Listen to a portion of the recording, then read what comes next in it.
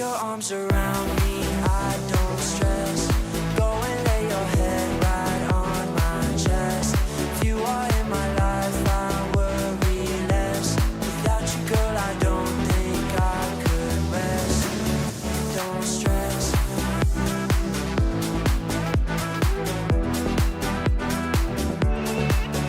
Don't stress.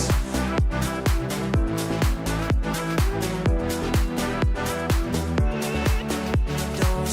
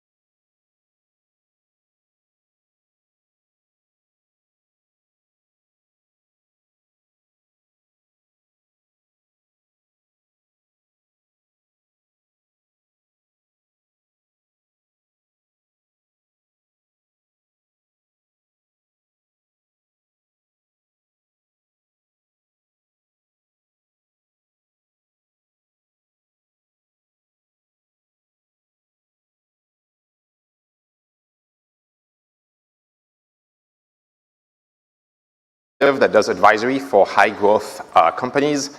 Previously, I built the growth teams over at Drift, Segment, and Gorgeous, and I've advised Ramp, Reddit, and many other companies. When I say an advisory collective, it means we are somewhat like a VC fund, but we don't give out capital. We invest our time in exchange for.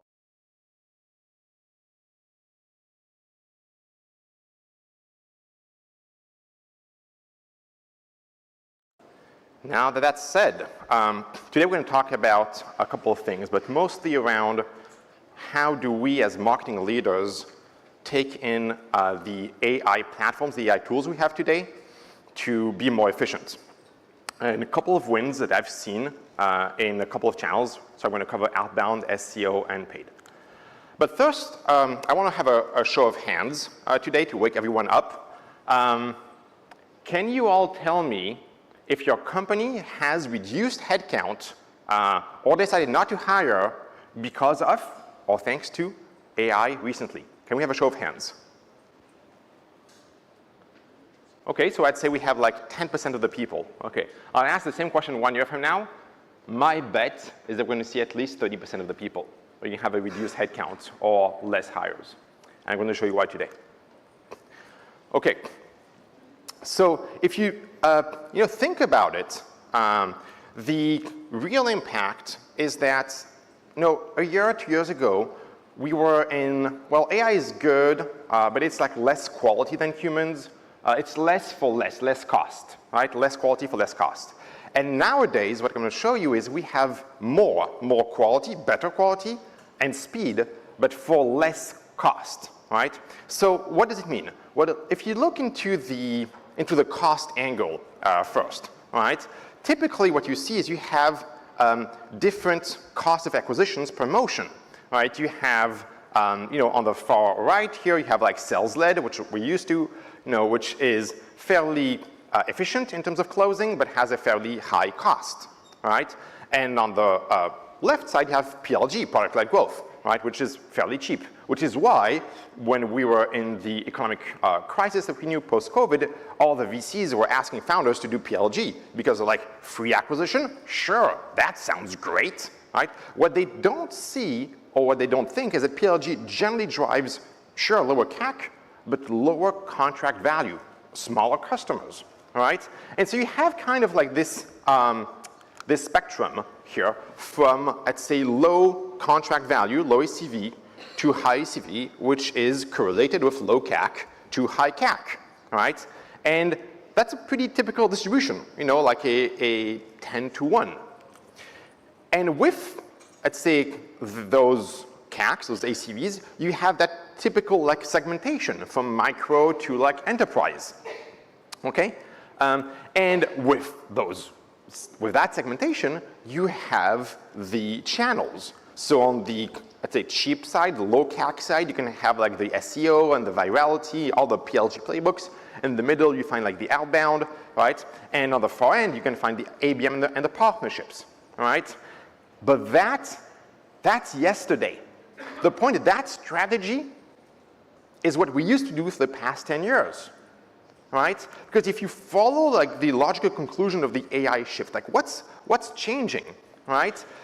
The fact that we're now capable of doing faster and better quality, example, we can scrape websites, we can scrape random content for extremely cheap and feed that back into AI prompts for outbound or for SEO, drives an extremely low CAC on those channels, which means what used to be mid-market channels can now also be SMB channels because the CAC is dropping. You can have new audiences. If you look at this distribution, you can now do things like this, right? You can start saying, hey, I'm going to acquire startups through outbound. I can acquire mid-market through SEO. How does that work? Well, it's easy. Like mid-market prospects with SEO is possible because you have better quality. By the diversity of content, you can create extremely high volume of high-quality content. And on the outbound, it's kind of the same thing, right? Because you're no longer employing SDRs, which have a high cost. You can, at the same quality, you can get lower contract value customers.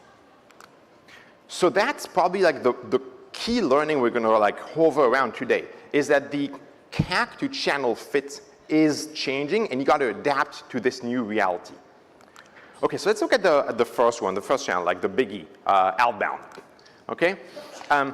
If you think back to like 2015, like what were the best SDRs doing? Like I always learn from humans, you know? My wife is used to be a salesperson, so I learned a lot from her. Well, they do information gathering and research, email content composing and outreach on LinkedIn and whatnot, and they're being persistent, okay? This works 2015, 2018, it's slow and it's high cost. You look in the middle, what happened is that everybody started automating those sequences on like Apollo and Apple Markets, and we started having like huge volumes, but low quality. And with that, well, obviously the conversion rate dropped. What's happening since last year is that we're capable of doing, as I said, scaled scraping, data acquisition, and generating high value emails. And that is, and I'm seeing it, is driving the conversion rate back up at a high volume, but the CAC is even lower. So we can have better performance than humans at a lower cost. This is the shift that we're seeing, right? And if you look at something like this, like all those data sources, there are a ton of sources we can get great data from. But let's be honest here, like which SDR is going to like do the job of going through at least one of the logos per data source to understand that prospect, that customer, and compose a great sequence? Who's going to do that? No one. They don't have the time. They've got minutes per email. A good AI can do that, all right? And I'm not here selling anyone AI. I'm just saying like, I'm going to show you how it's done. So let's jump into an example that I worked on recently. And this is my latest advisory client, Reddit, a fairly well-known social platform. And they gave me a goal. Get 10% of the US advertisers to advertise on Reddit by the end of the year, starting from pretty much zero, which is a pretty big goal, okay? The first idea I came up with is, well, let's scrape the Facebook and LinkedIn and Google ad libraries, which are like public repos. You can find all of the ads, understand the ad, make sense of it, understand the company, aggregate third-party data, and inject that into an email. Well, for that example, we went with Clay just to prove out the feasibility of the concept, all right? It's a good CDP and workflow platform to start. Not that I would recommend building something at scale there, but to explore, it's great. What you can see here is we have a prompt. We're trying to figure out the Facebook page so that we can find the ads, and then we're querying an endpoint to find the ad data. What you're not seeing behind the scenes is that we're making sense of the ad and injecting that into an email. This is an example. All right, and so here it says like, hey, I saw your ad on Facebook. Here's a summary of the ad. We even inject the ad image that we saw. And then because we made sense of the ad and we made sense of the company, we can start recommending the right subreddits where they should advertise. This email is super personalized. It makes a ton of sense, and we build that entirely automatically. And it works for all the US advertisers, which is the entire market. Once it's done, scaling that is extremely cheap. It worked great. We have done this in less than 2 months. And as of yesterday, I looked up the numbers. We've beaten the SDR team that's been working on that for like a couple of years, and there's 200 people. So yeah, you can question the future of the SDR role when you see things like that, right? And when I'm talking about the headcount, I saw 3 days ago, I saw this post from Maxime. And he's saying, hey, we're having an outbound AI growth lead, somebody who does outbound, who's good at growth, sales ops, tech, marketing, copywriting. Now that's interesting. It means founders are reacting and are thinking, instead of having a sales team, SDR team, I'm just going to have like one super skilled person who's going to run the workflows. Okay? So what does it mean for like this 10-year, 20-year like sales marketing battle? It means marketing has won. That's what it means, all right? It means like outbound is now owned by growth and marketing teams. Okay, just embrace it. Like that war is over, okay? Because we can, with those platforms, scaled scraping, TAM building, intent signals. Like the key learning out of this is sequences are dead. If you think that the best way to engage customers is to have a series of pre-written templated emails that are gonna fire until somebody responds, like you are in like the 2015, 2018 era. You're like two like eras like removed from reality, okay? Every new email is built purposefully based on the situation, the data we aggregate, and the existing conversation automatically. So that was for outbound. And now SEO. So because we have some of the best people at Hypergrowth, I've pulled actually advice from Kevin Indig, who was the worldwide head of SEO at Shopify and Atlassian, and Marcel, who was the CMO at DeepGram. And because they're better at me on SEO. And the summary is we're coming off of a world, a place of pretty bad SEO, to be honest. All right, we all, like, I am the main culprit here for sure, but like we all like outsourced the creation of like a lot of SEO content to fairly, low quality freelance writers to get, on the search engine, and which was mostly like either like low cost generation, low value content, or tokenized and spinning content, which also produces low value content. Okay, so no one wants to read that. It kind of worked until it didn't. The playbooks that do work, the winning strategies in the previous era, was like what we saw doing from like Zapier, G2. If you think about it, like Notion and G2, they have this amazing product-led growth and user-generated content, UGC, in B2B, all right? Which is very rare. It's very hard to pull off. Like G2 has this treasure trove of like SaaS reviews that no one else has, okay? Or Zapier hired a team to build all of those like integration catalog, okay? That's, both of cases can be done, but like they're very expensive. They're very expensive, okay? Now we can use LLMs for programmatic page creation, and we can get the data without the workload, which in a summary can be like, not everybody can have a strong UGC motion, but everybody can be Zapier nowadays. All right, so let's look at how it's possible. In this case, this is for DeepGram. And so what they did is that they did some very typical SEO keyword research, like find the keywords that they think their audience is searching, the one they want to rank for. Okay, felt easy.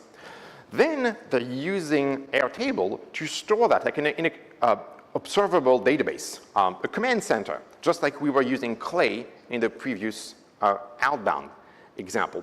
And so now they have all these keywords, they have all of this data, okay? And they're now using AirOps, which is a LLM orchestration platform, which makes it possible to have different sub-agents go look for what is the best title, what's the best page, where is the best screenshot, what are the examples we have, different, and then they bring it back together into one prompt with the data injection. That is a much better way to create content than have a huge prompt that tries to do everything, because it tends to fail when you do that. And so we try to just break it down. We store the data in Airtable, and then we feed back the data from Airtable into the final agent. Okay? It's a fairly advanced workflow, but check out the results. All right? The prior stage, like up to 2023, was like trying to do it manually with like low budget. And this is when they're like, well, let's just like automate this. Okay? Let's just automate this. They got 3.5 million clicks. Like, how insane is that? So what are we seeing here? We're seeing they have one person to build a workflow, and Marcel told me it took him like about 1,000 hours. Sure, okay. And then one human who's there ongoing for like control and validation. Okay? It replaces a team of 10 people. That's what it does. Okay? For now, it's possible to use LLMs to get organic traffic from SEO. Is it gonna last? I don't know. We'll find out. But there is a time window to exploit this right now. Scraping websites, building unique content, enriching it with third-party sources, and doing the quality control. Okay? Critically, last line here on the slide, the workflows with AIs currently produce better content than autonomous agents and better content than humans alone, unless you're ready to pay like $10,000 per post, okay? So, better strategy. Let's go into paid. So, paid, we got the, oops, sorry, I skipped. Paid, we got the feedback from Rex. Rex is the world's best guy at paid. He handles all of paid at HubSpot worldwide. He is one of the very few people in the world that have spent over $100 million on Google search alone over the past 5 years. That's very, very rare expertise. And so before, we used to have fairly standard situation. You had either a paid team in-house or you had, an agency or freelancers, okay? And the work that they would do is you would segment the ad campaigns by, various customers, customer traits like genders and interest, geolocation and product, things like that. And then you break that down into, the ad groups, or the campaigns, the ad group, the keyword targeting, the ad copy that goes with it, and then you were fine-tuning the bids all the time, okay? And Google tried to introduce AI support tools over the years, which didn't really work that much. The learning is, as of 6 months ago, that has changed, and it is working absolutely. It's making the job seamless. Like the LLMs now inside Google Ads are making targeting better, okay? They're better at showing the right creative. They're better at showing it to the right audience, at setting the bids, okay? They're going to get you more conversions than you could manually if you try to override the AI. What's working, the problems that are solved are audience targeting and bidding. What remains for us humans for now is the research part, as we saw, as well as the creative process. But wait, the creative process, the teams are also reduced. Like, we're seeing the first products where you can build ads, creative ads, and design ads just based on your website. It will create the ads and the video ads for you at $0 cost because they're happy for you to spend the money, okay? So this is just the beginning. A practical example of this is, the TLDR is if you're still trying to fight AI by segmenting campaigns into a ton of different budgets, like, Netherlands, Luxembourg, and Belgium, and setting like different budgets here and there, you're fighting the wrong war. Just stop. Like, let the ad network figure it out for you. Let's say that you expand into Benelux, right? And you have those ad budgets. Maybe Google's AI would have preferred to spend 7, 18, and 5 on a particular day or every day. And in the tests that we've done, the more you handcuff the system and restrict the AI, the fewer optimizations it can make on your behalf, and the worse off you will be. So what this means for paid teams, right, is that you have your job now, kind of similar to what we saw in SEO, smaller teams, more technical teams. Your job is to build the infrastructure to enable the AI platforms to learn, okay? The data quality is critical. It has to be able to learn the good and bad outcomes, okay? And you need enough budget to ensure the volume of conversion, again, so it can learn. Okay, you gotta create the conditions for that to work. And I'd say these days you're seeing depending on the platforms, the conversions being like between like 25 to 50 a week, so that this kicks in and you can start using things like Performance Max. So a couple of takeaways that I want to share. I have a lot of takeaways. So across the board, generating leads comes with like less humans and more AI models. Okay. As we discussed, like this is a final takeover of SDR into technical marketing roles. Okay, more than ever, this is a battle of CAC. Okay, the AI shift is shifting the CAC of many channels. It's opening channels to us marketers that we did not consider for those audiences. Okay. If you invest in technical people who can build the workflows that we saw, they can beat, at least on SEO outbound channels, the pre-existing teams at their game. Okay? So invest in those technologies, in AI workflows, and you will thank me later. Just 2 deep thoughts before I leave you, and we can go into the Q&A. Seemingly unrelated. One is the tech cycle is accelerating. I've been doing this for now 20 years. I bought millions of dollars of SaaS over the past 20 years, and I used to be able to make a good evaluation, a strong recommendation, and say, hey, this recommendation that I've done based on all the software I've seen to do outbound or whatever is good for the next couple of years. This is the winner. This is the best technology. These days, I make a recommendation. 3 months later, it doesn't make sense anymore, right? Because there's this new company, this new model or usage of a model that completely changed the game. It is really hard for me and for all marketing leaders to build conviction on which technology to build on top of. Probably this means you need a composable tech stack. You cannot invest all of your marbles in one big platform. You do want to be able to compose with different technologies, have an independent database, and so you can switch and replace parts of your workflow. Second thought, I've just given you like 20 minutes on how AI is better than humans at many things. I believe that's true. I believe also we're going to see something opposite. We're going to see like the certified real human, which is going to be the new like Parmigiano Reggiano of like sales. Well, like, hey, like this is a stamp. This is like actually a meat bag that's talking to you. And some people are going to like that. Some people will pay more to be able to like, engage with a real human. And that's a reality. And we probably want to think of how do we offer those two paths, right? Maybe there's a VIP treatment for the enterprise prospects. Speaking of which, are we seeing the same shift in closing on the AE space? Not right now. For now, most people prefer humans. However, I'm seeing the first steps in AEs becoming the puppets of AI models. If you think of Gong records and understands the entire like deal situation and will recommend to the AE what to say, what not to say, which competitors to bring up, and how to price. That is the AE being the puppet of an AI model, okay? I'm also seeing some industries where there's some models being built, some chatbots, to do the closing built on the conviction that some buyers will prefer buying from an AI model. You think that's crazy? I think that's crazy, but there's a good example. Look at tech buyers, engineers. Do you think engineers prefer talking to a sales rep or to an AI model? You got the answer, all right?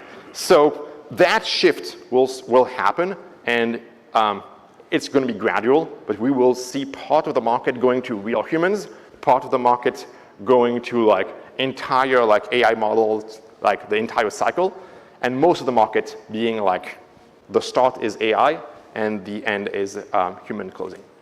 And that's it. Thank you very much.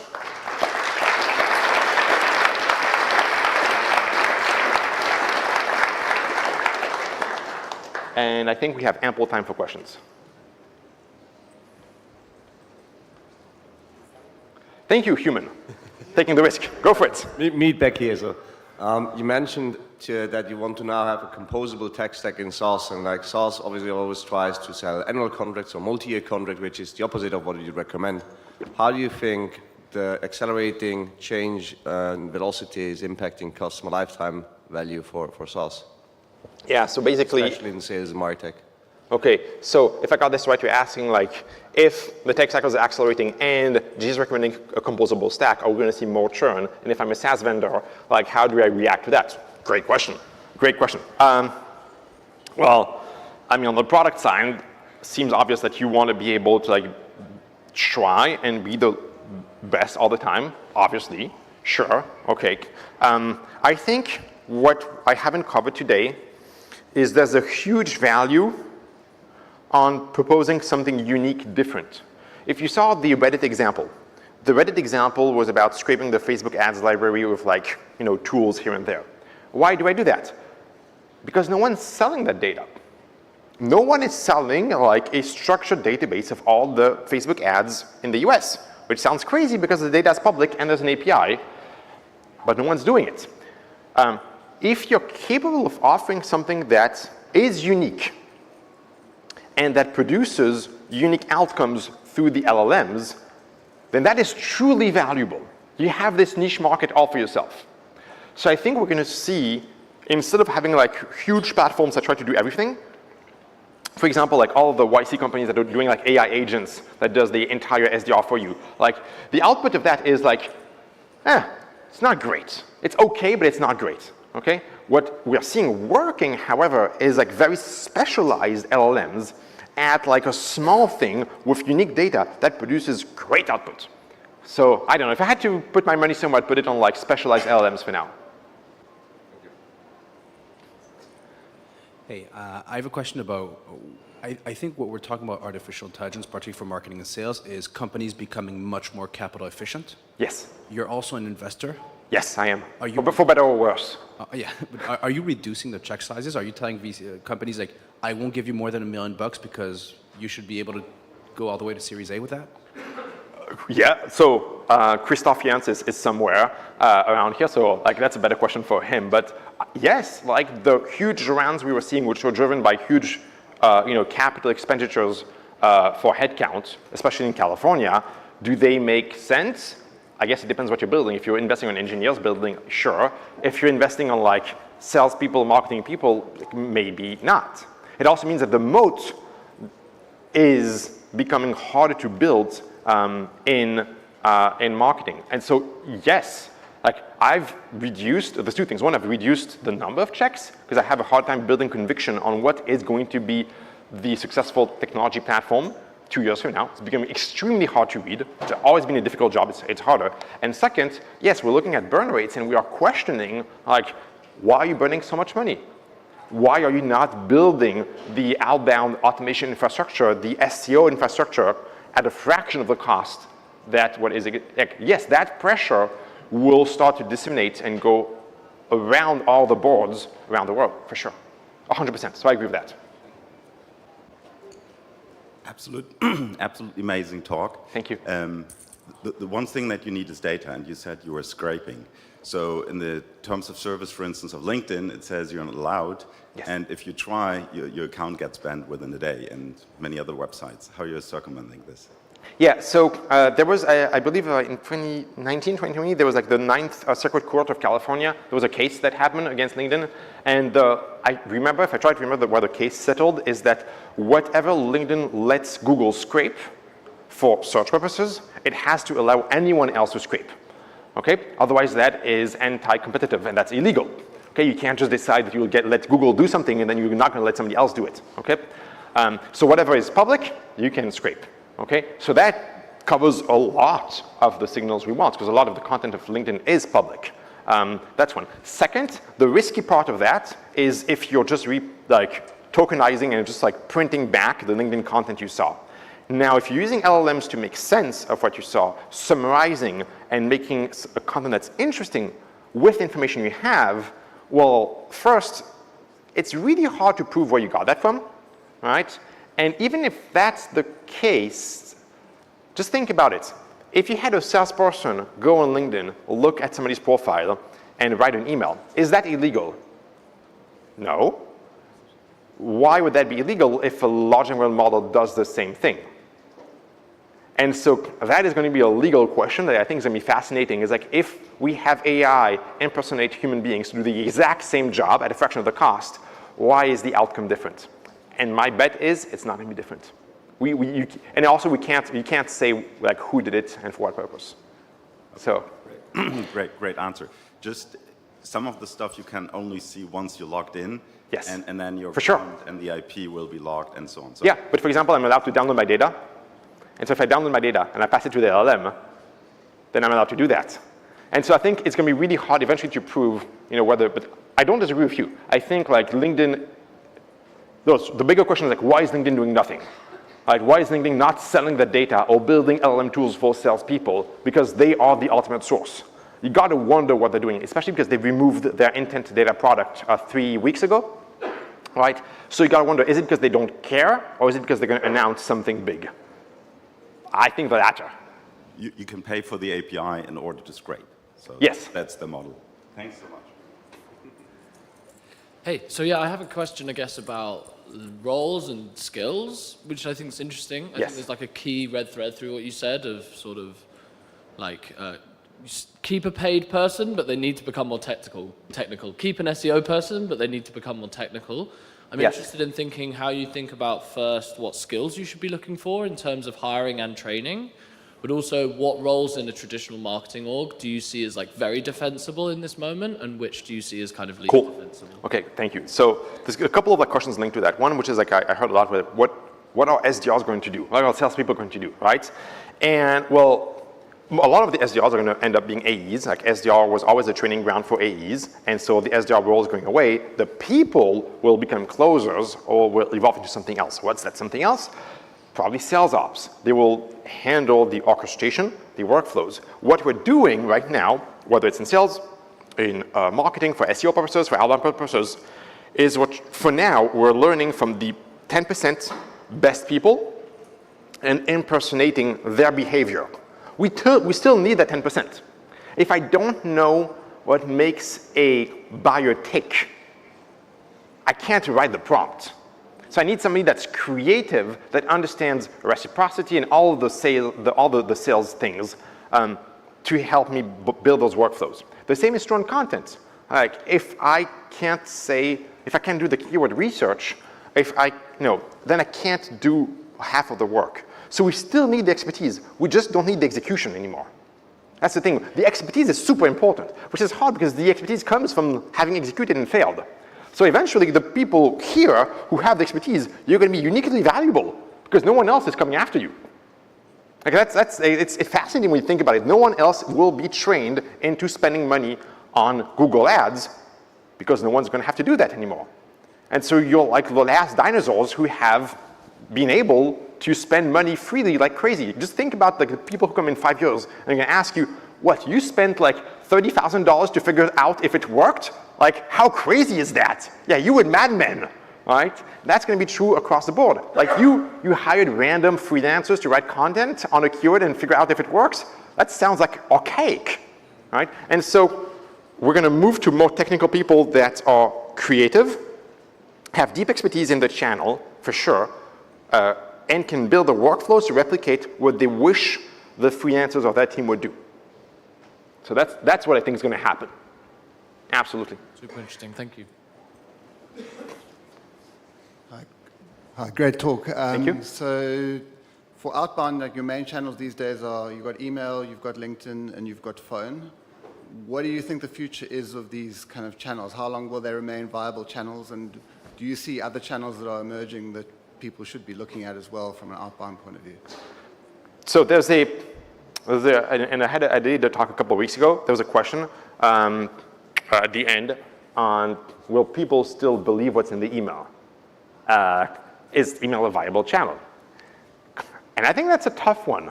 I'm not too sure. Because right now, if you think of like why email works, it's because in some cases, you know the person. In other cases, you see value in the email, or it elicits, trust, reciprocity. Like there's a reason, there's a forcing function, forcing you to respond, okay? When you truly believe it's a human that has gone great lengths to engage with you, you feel compelled to respond, okay? And I always give up like my snail mail example about the grandma writing you a letter and you being curious and opening the handwritten letter. Now the question is, when that is truly done by an AI and you no longer can tell the difference, will you A, distrust all form of email communication because this could be a bot, or will you B, look at the face value of the content and say, hey, this is actually helpful? And I think we're going to see a divide, a polarization, where we see some people going one way and some people going the other way. Overall, email is at risk because we saw the charts with like the cost going down, all right? That only means one thing. Everyone here in this room and elsewhere is going after like outbound AI-based email. Volume's going to go up. People will be desensitized, for sure. There's a time window right now to exploit it. Right now it works. 12 months from now, here next year, I'm not so sure. All right? And so you got to exploit this time window, but eventually you got to think, how do I stand out? Is that by doing phone calls? Is that by doing LinkedIn? Is that by doing like in-person things? Email is at risk, for sure. There's one company that's doing something interesting that I saw. They're using your actual LinkedIn connections. When you go on a website, it says like, hey, you know Matt that uses this product. Do you want to ask him? So leveraging trust networks so that you say, hey, like, I know Matt. Like I had coffee with Matt. Matt is a real human, and I will trust his advice. Going back to the certified human Parmigiano example I had. Do you see any new channels emerging or things that we should be looking at from an outbound point of view, or is that? Not really yet. Yeah. Not really yet. Like video didn't really pick up. Phone call is coming back because of the technologies like Orem. Phone calls is definitely coming back, but nothing new. Yeah, I mean, I run SDR agencies, and phone is where we drive pipeline, not email or LinkedIn. Cool, thank you. Yes? I had a question about the AE meat bags. Yes. At the enterprise level. Yes. If we're getting rid of SDRs because we're automating them largely out of existence, where do the AEs gain their skills? Where do they learn their craft? Where do we stand in 10, 15 years' time? Yes, yes. Absolutely. I hope my wife won't listen to this recording when she hears the AI meat bag reference. Yeah, that's a tough one. That's true, as I said, in marketing as it is in sales. The people who, like SDR is a great job out of college for people who want to go in sales. That job is going away, and you can't just go out of college and start building like AI workflows. You just don't have the experience, you don't know how to write, right? And so either we're gonna have more training in one form or another that brings them up to speed to what is required.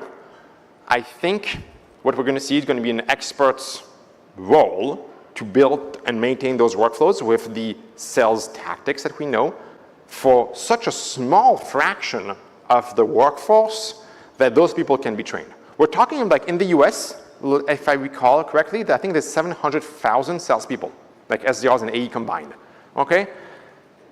How many of those are SDRs? I don't know, a third? You know, that's a good like 150, 200,000 people. Like that's a big workforce and a job function that lasts only like 18, 24 months. So yes, that is a real challenge of how do CROs train their future closers without having them, being SDRs initially. I don't have the perfect answer though. Yes. Hi. Based on your background with Drift and all the other companies you've had exposure to, are you seeing AI take on discovery in a very advisory role, not just if then and some recommendations, but real advisory? And when you mean discovery, you mean in the sales process? The early part of the sales process, yes. Yeah, so Gong is kind of doing that, and all the AI recorders. If you think of discovery, there's multiple parts of discovery. There's the SDR, BDR part of the discovery, trying to understand the business and doing the information gathering, like BANT style gathering. And then there's the on-call discovery where they're trying to like create some rapport with the person and then try to get the information they want to help them close. But that deep discovery. Yeah, no, I'm not seeing anyone do that for now. There's no system that's trying to make it click with the buyer to understand, for example, a good way to look at that is, are we seeing AI be efficient in enterprise deals? And the answer is not yet. Okay, enterprise deals are complex, they're long, there's lots of potential buyers, lots of information, and AI just isn't efficient there for now. There's just too much context, too much risk to have any AI involved. This is still left to humans and will be left to humans for a while, to be honest.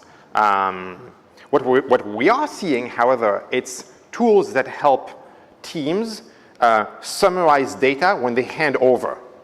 That is pretty close. So we're seeing fantastic tools that help sales team, AEs, understand all the marketing context of the acquisition and the SDR context, and tools for CSMs to understand, hey, this company that was just closed, what did we promise? What did we agree to? Who's this customer? Who's going to be the user? And summarizing that so the onboarding goes a lot better. That, I think, is fantastic. But what you said about, no, I have not seen anyone do that. Let me know if you do. You're working on it. Cool. Awesome. I think we're at time. Thank you very much for coming. Have a good day.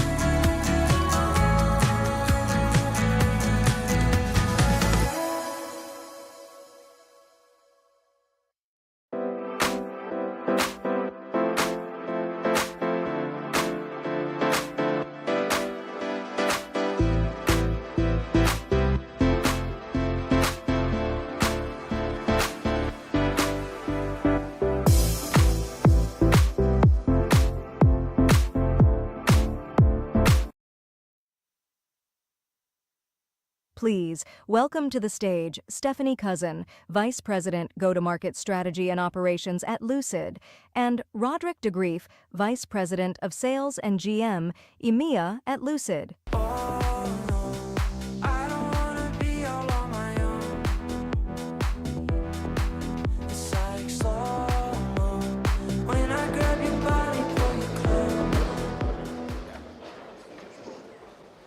Good morning. Good morning. I'm Steph Cousin. I'm the Vice President of Go-to-Market Strategy and Operations at Lucid Software. And I'm Roderick DeGrief. I'm the VP of Sales and GM of EMEA. And today we're walking you through a couple things through product-led growth to sales-led growth. Yeah, so in order to do that, we thought we'd give you a bit of context on Lucid first. So who we are. We're the leading provider of visual collaboration software with over 70 million users around the world. I've met a few at this conference, and it's been great to get to know you. We serve that global customer base based on our office in the US, as well as offices in Amsterdam, Melbourne, and in the US, both Utah and North Carolina. So our product suite includes Lucid Chart, an intelligent diagramming tool, Lucid Spark, a visual collaboration tool, and Lucid Skill, a cloud visualization application, and we focus to help teams build and collaborate together in a visual way. Whether it's engineering teams for creating network architecture diagrams, HR building org charts, agile teams to do PI planning, or sales CS teams to do collaboration on how to serve their customers in a more efficient and safe time and enhance productivity. All right, so let's dive in. We thought we'd start with a little bit on Lucid's history from our launch to today, sharing some of our key milestones and our firsts. We'll talk a bit about our first paying customer and the beginnings of our product-led growth motion. We'll then touch on our first enterprise customer and our first sales hire. And then we'll go deeper on how we grew our PLG and PLS motions in parallel, including how we expanded internationally. So, we launched Lucid Chart in 2010, our flagship product. In the beginning, we were very much focused on product development and primarily we had primarily engineers, like many early companies. And excuse me. And from there, in that first year, we had our first paying customer. Pictured here with our Chief Engineering Officer and co-founder. And this is a major milestone for our company, of course, for any company. And we began to think about our business model. And what I'd like to do is share a couple of principles that we thought through as we developed that business model. And while PLG was, I don't think, yet a term in 2010, these have ended up being quite foundational to our PLG model. So as I said, a strong product-led motion starts with a strong product. And this intense focus early on our product was not limited to just our product and engineering teams. In fact, when I joined Lucid 7 years ago as our chief of staff, one of the first things I learned about my new boss, who was then our COO, now our CEO, was that he was a fervent reader of customer support tickets. In fact, he was famous internally for having read over 100,000 customer support tickets. Yeah, so of all the unscalable things that he could do, why read that many customer support tickets? And it's because we've learned that there is absolutely no substitute for the voice of the customer. And we don't mean some report aggregated, or I know there's many AI tools that allow you to do this now, but these are the pure and simple words that come from the mouth or the keyboard of your customer. And this is a great example of one of the keys to our success, is that oftentimes you have to do something quite unscaled to do something more scaled quicker.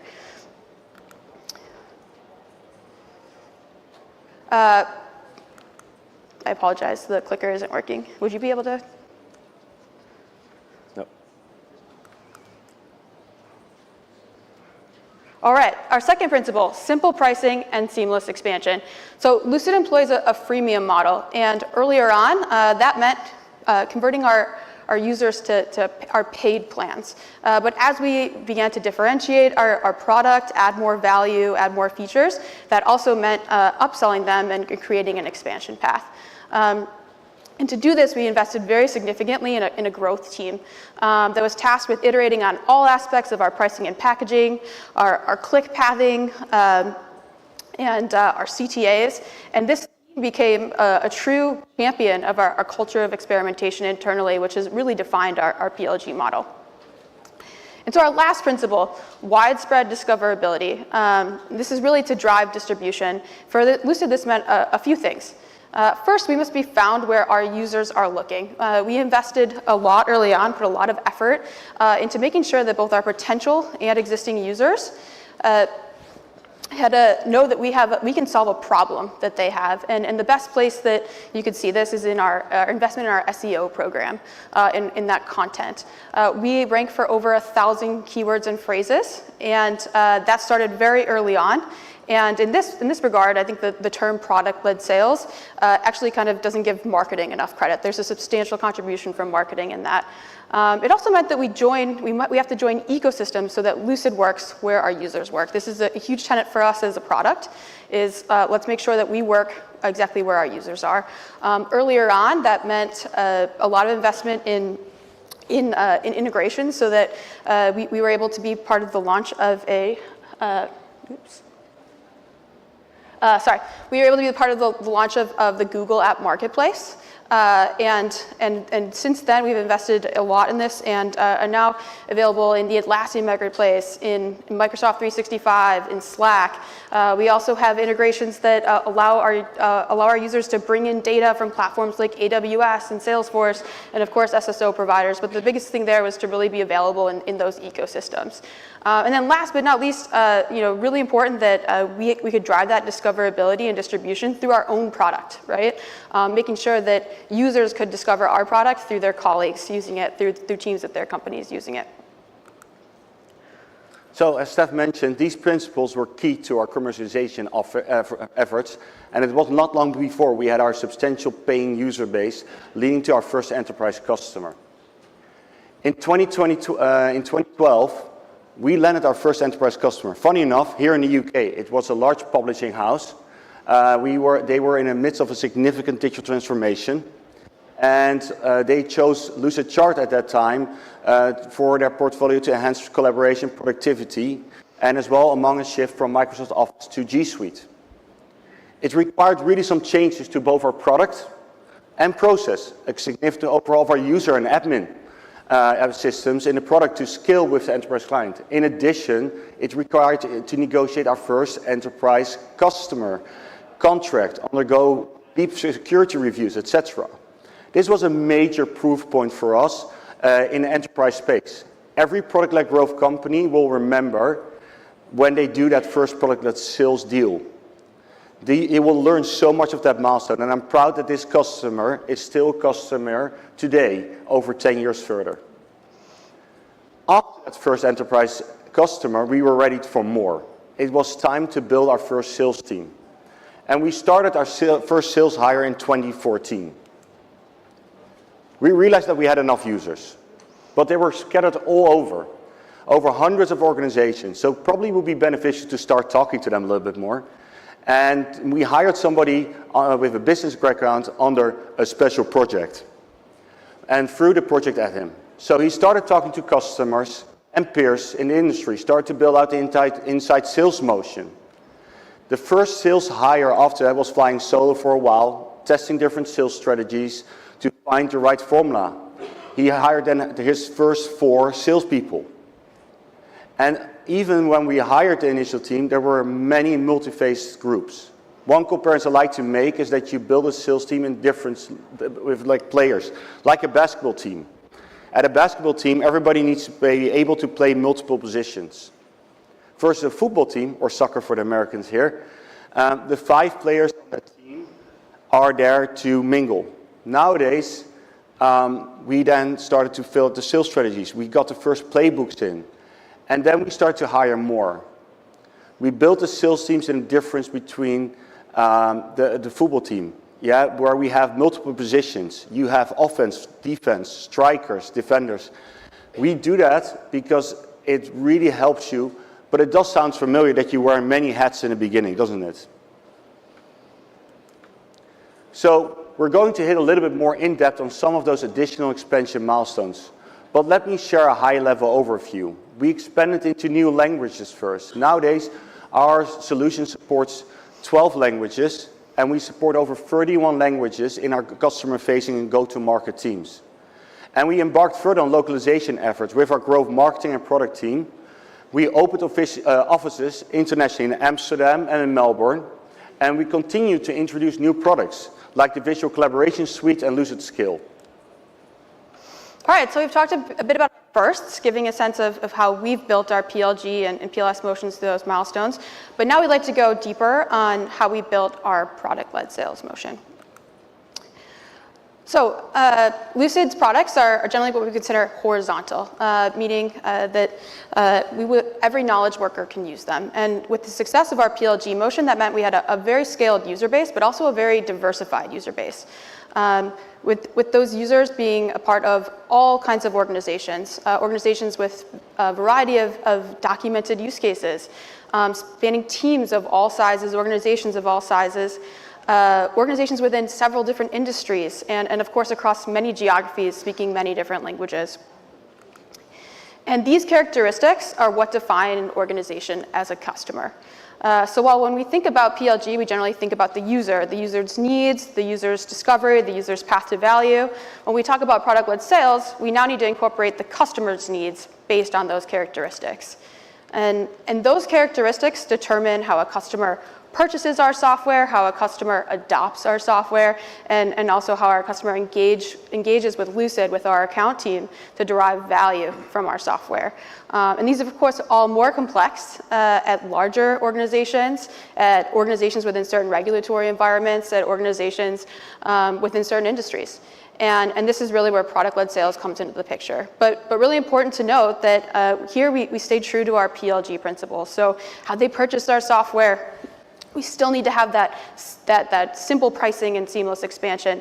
How they adopt our software, we still need to focus on the time to value. And of course, when they engage with us, we need to drive that discoverability, right?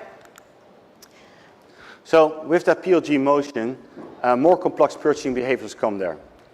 With the PLG motion, first, we had standardized documents, terms of service. We had our documents, security documents ready. Payments was just through the online platform. It was simple and easy.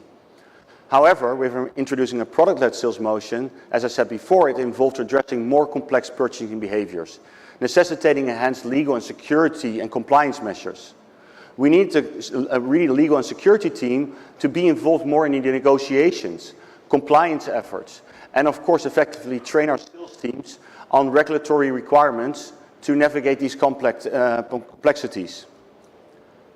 I know you will be tempted, because we were as well, to facilitate every customer as much as we can with their wishes on, for example, jurisdictions or security certifications. But I would advise you to minimize as much as you can. Your legal and security teams can only handle a limited amount of jurisdictions and security certifications, for example. Even today, with 70 million users on our system, tens of thousands of customers, Lucid will still only allow a limited of countries of legal jurisdiction, and we have a small team of corporate lawyers supporting us. With that said as well, I can give you one more tip. There's a lot of software resellers, and every big enterprise customer has a software reseller on their side as well. They already have their framework agreements. They most of the time have all the security documentation already for you. And it's a lot easier to run through those and still land to enterprise customers and basically work in an easier way. All right, so next, more complex adoption and usage. Is one example, one piece of differentiation here. Onboarding and training looks quite different for a customer versus a user in PLG. So in PLG, you're onboarding your users, your day zero and their path, their journey is quite defined, right? But in product-led sales, every user's day zero is actually quite different. And so we may be onboarding a customer onto our enterprise plan, and there are many users that already have their day zero. Some will have their day zero as we onboard that enterprise plan, and still some may have their day zero and begin their journey with us throughout that year, right? So this creates a very unique dynamic in our customer journey, which is not as much aligned to the single user journey, but rather a collection of user journeys, and this makes it far more complex. And last, more complex engagement. I'll see that earlier sales team that Rod described, as they began to engage with large organizations, our customers often had more complex and technical needs, which is a bit challenging for those reps, especially because we hadn't anticipated this. Our product is known for being quite user-friendly. And so to fill this gap, our sales folks began really leaning internally on certain resources. In particular, a very skilled member of our technical support team who already had a day job, of course. And so she was tapped to increasingly attend customer meetings on top of her normal workload.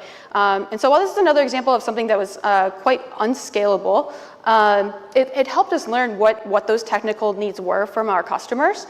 And we began developing some pattern recognition from that while also meeting their needs, right?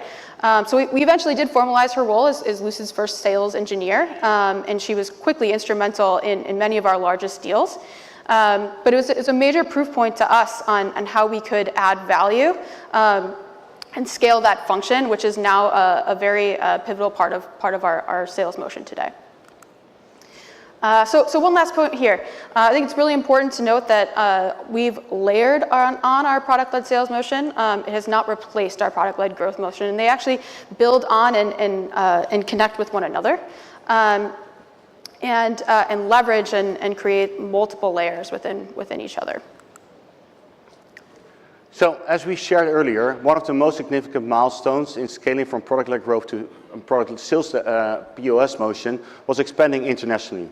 As this was really a milestone for many scaling companies, we thought we'd touch a little bit more on our decision-making process and experience adding an international office, a first international office.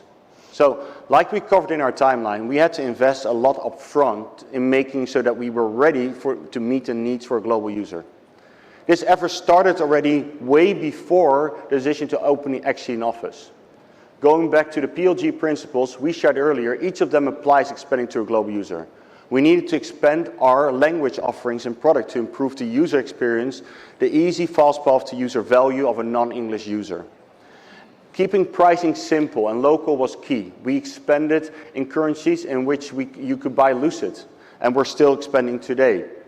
Making Lucid discoverable in these new languages, and also invested significantly in translating and localization of all our websites or our website content was a thing that we had to do. These efforts were extensions to our product-led growth motion and accelerated our growth internationally, building a user base and the customer base that it is today. So, as we mentioned earlier, core to our product for product-led sales is understanding our customers' complex needs. How they purchase software, how they adopt our software, how they engage with our account team to derive value from our software. And these customers' needs are quite different from region to region. So how did we solve that complexity? First and foremost, we want to have proximity to our customers. We want to be close by, able easily to travel to them, be near them, speak to them on a daily basis in their hours. And then second, language specifics. Again, we want to have as many languages in our company to service our customers, because really it's twisted together. And how you intertwist together, the culture and the language is something that you really use. Third, regulatory compliance. As I said before, there are certain rules in the local space or mandatory things you want to have there that you need to be able to service, and as well sometimes meaning having people in a certain region. And fourth, operational efficiency. We wanted to make sure that we can operate in the most efficient way, that we can speak to our customers on a daily basis, as well feeding information back to our headquarters in the US. It's so intertwined with each other. So when we started the EMEA office, due to the size and growth we were experiencing in the region, first when we kicked off our expansion team for EMEA, we sat down to determine what matters. There's a lot of fantastic hubs in Europe. Ultimately, it came down to three key factors. First and foremost, we need to find a solution where the type of talent that could help us achieve our goals. Our talent pool is so important, and as well, it's something that makes your hiring so much easier. Second, of course, we had to consider costs. Costs are for great talent, for office space, and for taxes. And third, we had to consider ease of operations. From these factors, we narrowed down the list of free cities and visit each location, meeting with the peer SaaS companies with local offices already there, as well local governments, helping on regulatory tax schemes or other investment schemes that are there. And that basically helps us to make our final decision. So I joined the team about 18 months after our office opened. But I want to touch briefly on the importance of our approach to the original landing team, especially in the context of our product-led sales motion. We brought a landing team of 3 seasoned mid-level managers, sales, CS, and RevOps. This team was comprised of people who had been at Lucid for some time. Therefore, they worked highly cross-functional and knew how to navigate as well our sales motion and as well to get engagement and the interest in the US still. The first few years, our office had only customer-facing roles. It was critical that we had these people who could help us create a feedback loop, as I said, for our marketing project teams. And then the organizations at the HQ back, ensuring EMEA customers were an integral part in evolving our product-led sales motion. Nowadays, 33% of our revenue is international, and we're very proud of that. So, again, when we go back to our key factors, the regional HQ was so successful that we added an APAC HQ as well in 2020. With these regional offices, we have been able to scale quicker, operate more efficiently. We achieved our goals to have a fully operational, autonomous office in region. And that doesn't happen in day one. It happens over the years. When I started, we only had the customer-facing roles. Nowadays, we added a lot of supporting roles. HR, recruitment, RevOps, growth marketing, implementation, and so on. And with the success, again, we are doing now 33% of our revenue there. So that international expansion was only possible with us having the internal alignment between product, marketing, and sales to scale our motion. And a strong partnership between product, marketing, and sales is core to the product-led sales motion. So let's talk a little bit about that partnership. As I mentioned earlier, the customer journey is quite different in a product-led sales motion, and it creates a lot of blurred lines of ownership internally. And therefore, we have to be incredibly tight on our objectives between product, marketing, and sales. And as I look back on when we began layering on sales to our product-led motion, the special sauce here was really establishing how we integrated sales. So as Rod mentioned earlier, our first sales hire was actually not a salesperson. And this was the person who not only built out the sales function, but became a very senior level leader. And it was someone who was deeply familiar with our product-led motion, already had strong relationships with our marketing and product teams, and a working knowledge of those functions. And this was absolutely key. And to scale product-led sales, you have to have that strong feedback loop. And this was a person that could uniquely do it, right? And this is not just for sales. It's really for the rest of your company as well. As you layer on sales, you will find that scaling that motion will also require, a good amount of evangelism, a good amount of integration, a good amount of disruption in order for the entire company to really evolve the culture around having two motions, a product-led and a sales motion. So when I think about this partnership, I think there's no better way internally to reflect upon this than to talk about signal optimization and our signal optimization framework. So what do I need by signal optimization? I think many of you are familiar with product qualified leads, product qualified accounts, product qualified users, all of the PQs, right? I think there's probably more. But what this really means and comes down to is identifying the right people on the right accounts at the right time with the right actions. And product, marketing, and sales must be tightly aligned on the definitions of each of these because they'll be constantly evolving. They'll be evolving as you iterate on your product, as you launch new products, as you evolve your motion. And so you must always be signal optimizing. When I joined Lucid 7 years ago, I wasn't in a revenue role. My first day, actually, I was thrown into a meeting where the first thing we were doing was talking about our user scoring model and how we were going to add to it. And over the last 7 years, I've worn many different hats at the company, and I can't even tell you how many projects I've worked on and initiatives I've worked on related to signal optimization. And even last quarter, a couple of things that my team has worked on are we revamped our user scoring model. We debuted a new prospecting tool for our new logo teams. We created a new playbook for collaboration signals for our customer success teams. And I think this speaks a lot to the success we've had with the culture of experimentation that started with our product-led motion, has now been very core to our sales, our product-led sales motion as well. Some learnings from those 7 years of signal optimization. In the beginning, I think the most important alignment that we could have is not actually identifying so much who we want sales to engage with, but rather who we don't want sales to engage with, right? And this process of elimination will help you calibrate your PQU, PQL, PQA model. And it also leverages one of the chief advantages of product-led growth, which is volume. And so the more sample size you have, the more you can learn, and then the quicker you can learn. Secondly, I would encourage you to start with actions and then build the signals. So focus just as much on the actions as on the signals that you want to lead to those actions. And what do I mean by that?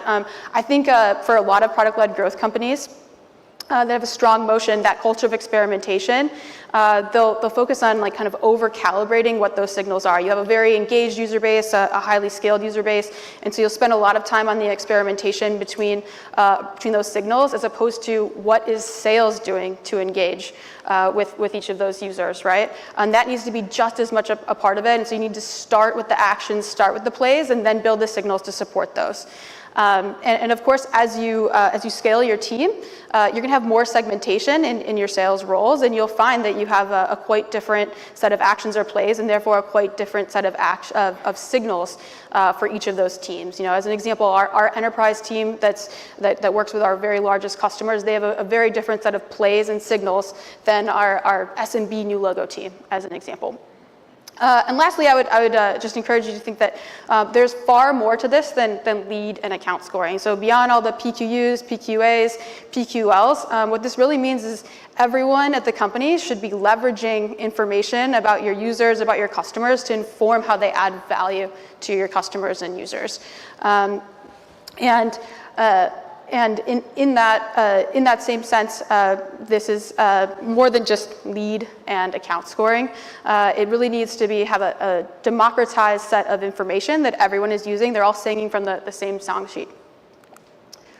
Okay, so when we talk about partnership between in sales, we're talking about sales loosely. We really mean is that we work together as an account team. Our AEs, our BDRs, our SDRs, our CSMs, our SEs, implementation team, professional services, and consultants. But we first layered that on the product-led sales motion, which, like most PLG companies do, we were heavily R&D focused. We didn't have all these rules. As we saw success on layering on the product-led sales, we took decisions about scaling the product-led sales motion is about structuring the account team and their roles and responsibilities. In product-led growth, each of the members of the account team must understand how the account's users are using Lucid in order to engage with them effectively. The same culture of experimentation initiate to our product-led growth roots had driven our literate and learn how to best structure our coverage strategy to meet the needs of our customers. So we changed a lot of things. We changed our CSM motion. We split it into an implementation versus SEs versus true customer success. We split our sales motion into new logo and expansion just to make sure that we cover the needs of our customers. Our customers are central. And as I said, we want to focus on this. Every digital transformation looks different. Our sales and customer success and product must all be lightly aligned on our objectives with the customer and activities that we engage. We must tightly be aligned on our people, processes, systems, what we use all together, how we work all together, and as well everybody's roles. Naturally, we use our own products to drive alignment. A few examples. Our marketing, sales, and customer success teams align on communication sequences with our customers and lifecycle management. Our account teams leverage shared account planning to drive alignment between the customer objectives and activities. And similarly for our QBRs. Again, it probably sounds familiar, but in the first years, you usually don't have the funds to have every tool or hire for every role. Your day consists of wearing different caps, from CEO to CRO to VP of sales and marketing director or chief apologizing officer sometimes. And there are examples of in every department in your company, and Lucid started to draw out this already from the beginning. Every process was drawn out. It made it easier to drive our scalability, into new markets, and as well in a consistent way, but as well to hire new people and get them onboarded quicker, or optimizing our tech stack. But just as important, demonstrating maturity in a transparent way to our investors. Having established processes, potential and current and potential investors, made that we are well managed, that we're made for scaling, and which is attractive to investors looking for stability and predictability. We are almost at the end of our presentation. I want to close off with one more thing before I hand it over to Steph. At the core of this alignment is a practice of team-based selling. Even today, our Chief Product Officer meets with our clients on a daily basis. Our Chief Marketing Officer is right now in Amsterdam to speak to our reps, to hear and learn what they hear in the field. Yeah, it is really team-based selling. And that's with all our executive group. Steph is here, I'm traveling to the US. Our executives are still just as much in the product-led growth motion as that they are in the sales-led motion. So I want to close off with saying there is no I in product-led growth, and there is no I in product-led sales growth. Steph? Yeah, so we've covered a lot today. To quickly recap some of the key takeaways and that we had in helping you build and scale your PLG and PLS motion. First, experimentation must be at the core of how you operate. And this is a well-known principle in PLG, but it must extend to your PLS motion. And of course, it should extend well beyond your product and engineering teams. It needs to extend to the whole company. This has been really core to Lucid. Second, doing something unscaled can enable you to scale faster, whether that's reading hundreds of thousands of customer support tickets or having a customer support rep moonlight as a solution engineer. These are things that help you uniquely learn from your customers in an unscaled way so that you can scale faster. And last, you must stay true to your business model principles, your PLG principles, and in our case, this was really just that product-led sales is applying those same PLG principles, but for the customer. And with that, I think I'll wrap up and have any questions.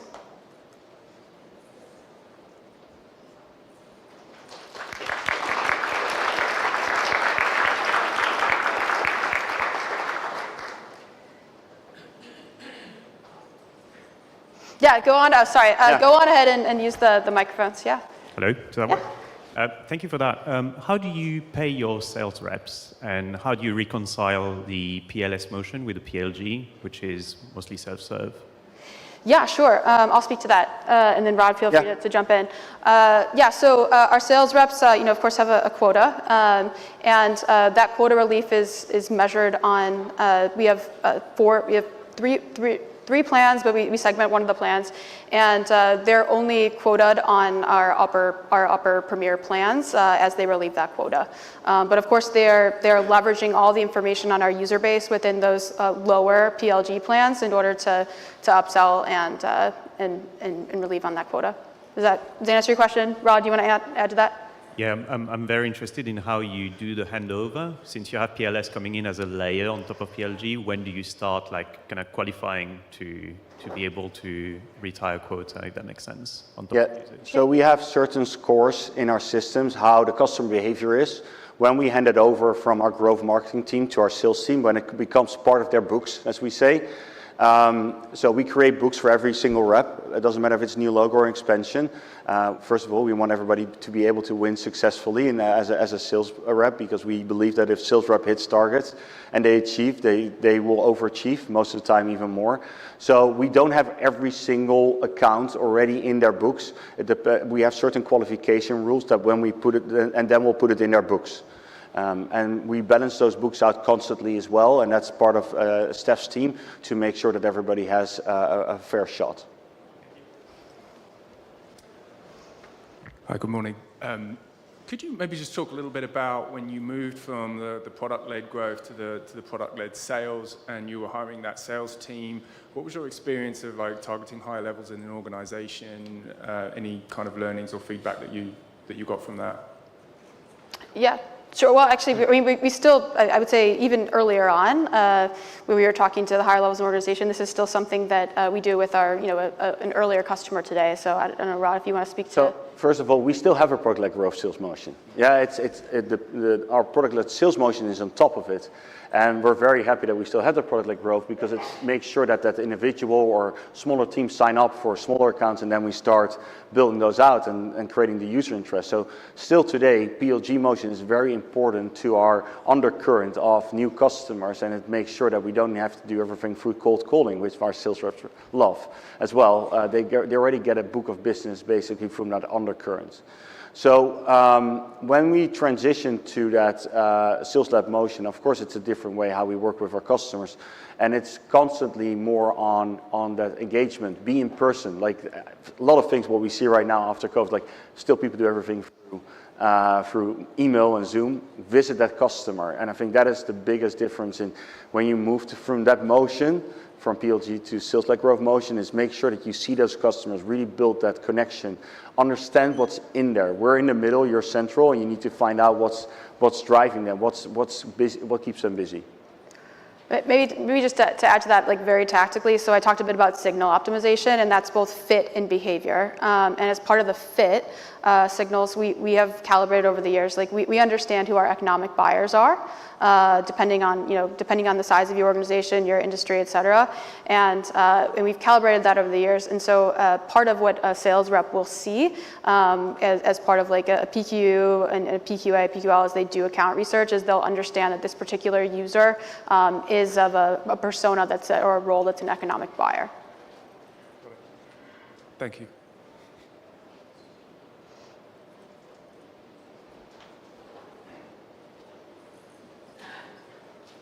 Okay.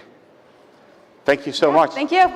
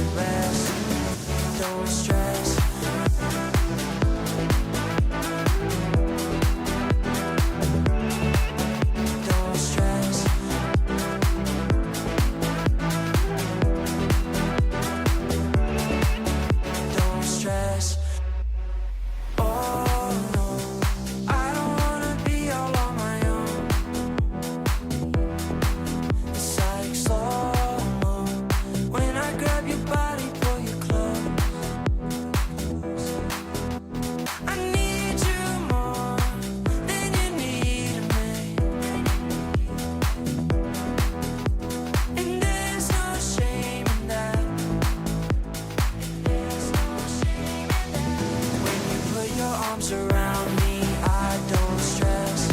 Go and lay your head right on my chest. If you are in my life, I worry less. Without you, girl, I don't think I could rest. Don't stress.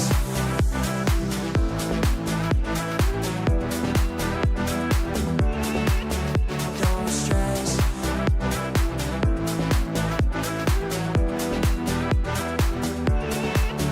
Don't stress.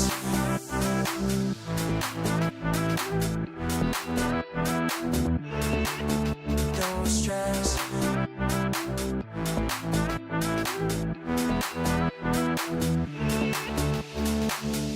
When you put your arms around me, I don't stress. Go and lay your head right on my chest. If you are in my life, I worry less. Without you, girl, I don't think I could rest. Don't stress.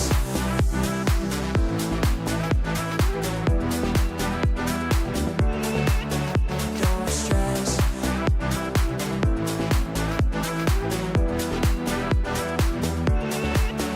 Don't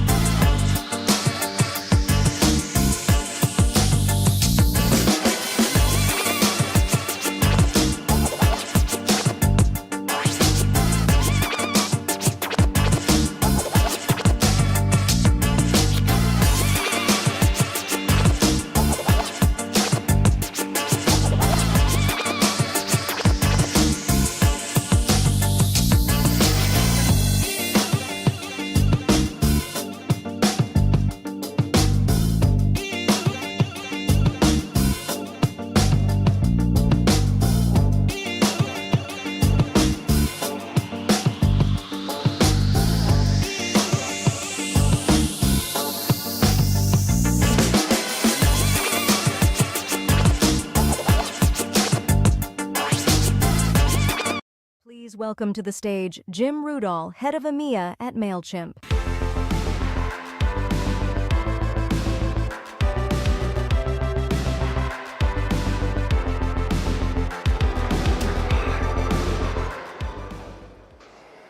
All right. Can everyone hear me? Yes, good. Small confession to make. I've woken up this morning with what I'm going to describe as a hideous lurgy. It's definitely not COVID, don't worry, tested.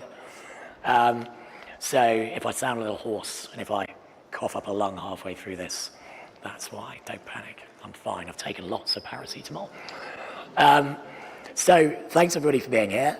It's good to be here at SaaStr, and I appreciate the opportunity to talk to you today about product-led growth, sales-led growth, the different strategies to deploy, and how thinking about going to market in these two different lenses can influence strategies. And I'm going to talk about this particularly from an international lens, because that's my stock in trade and has been for a few years now, helping SaaS businesses grow across different markets and different territories. As you can see from the screen, I'm Jim Rudall, the head of EMEA for Intuit MailChimp. I am 15 months into the role now, so no longer be able to play the new boy card. Prior to that, I spent 3 years at Shopify, leading the sales team across EMEA, and before that, a number of VC-backed e-com and MarTech businesses. So hopefully, I've got some insights and some wisdom to share here. So we're going to talk across these 4 topics today. So when we think about product versus sales-led growth strategies, or product and sales-led growth strategies, you can do both. We're going to try and dig into these 4 areas. So firstly, what are they? How do we define them? I'm hoping most of the folks in the audience here have a good idea, but we'll drill into how we think about defining them. Secondly, when should a SaaS business think about deploying one or other or both of these strategies? What are the leading indicators from the market?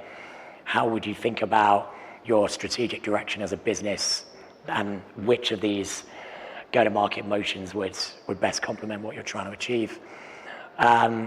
Thirdly, what are the challenges and the opportunities that are akin to each of these approaches? There's upsides, there's things to think about when it comes to how you're going to define success and what success looks like for each of these approaches.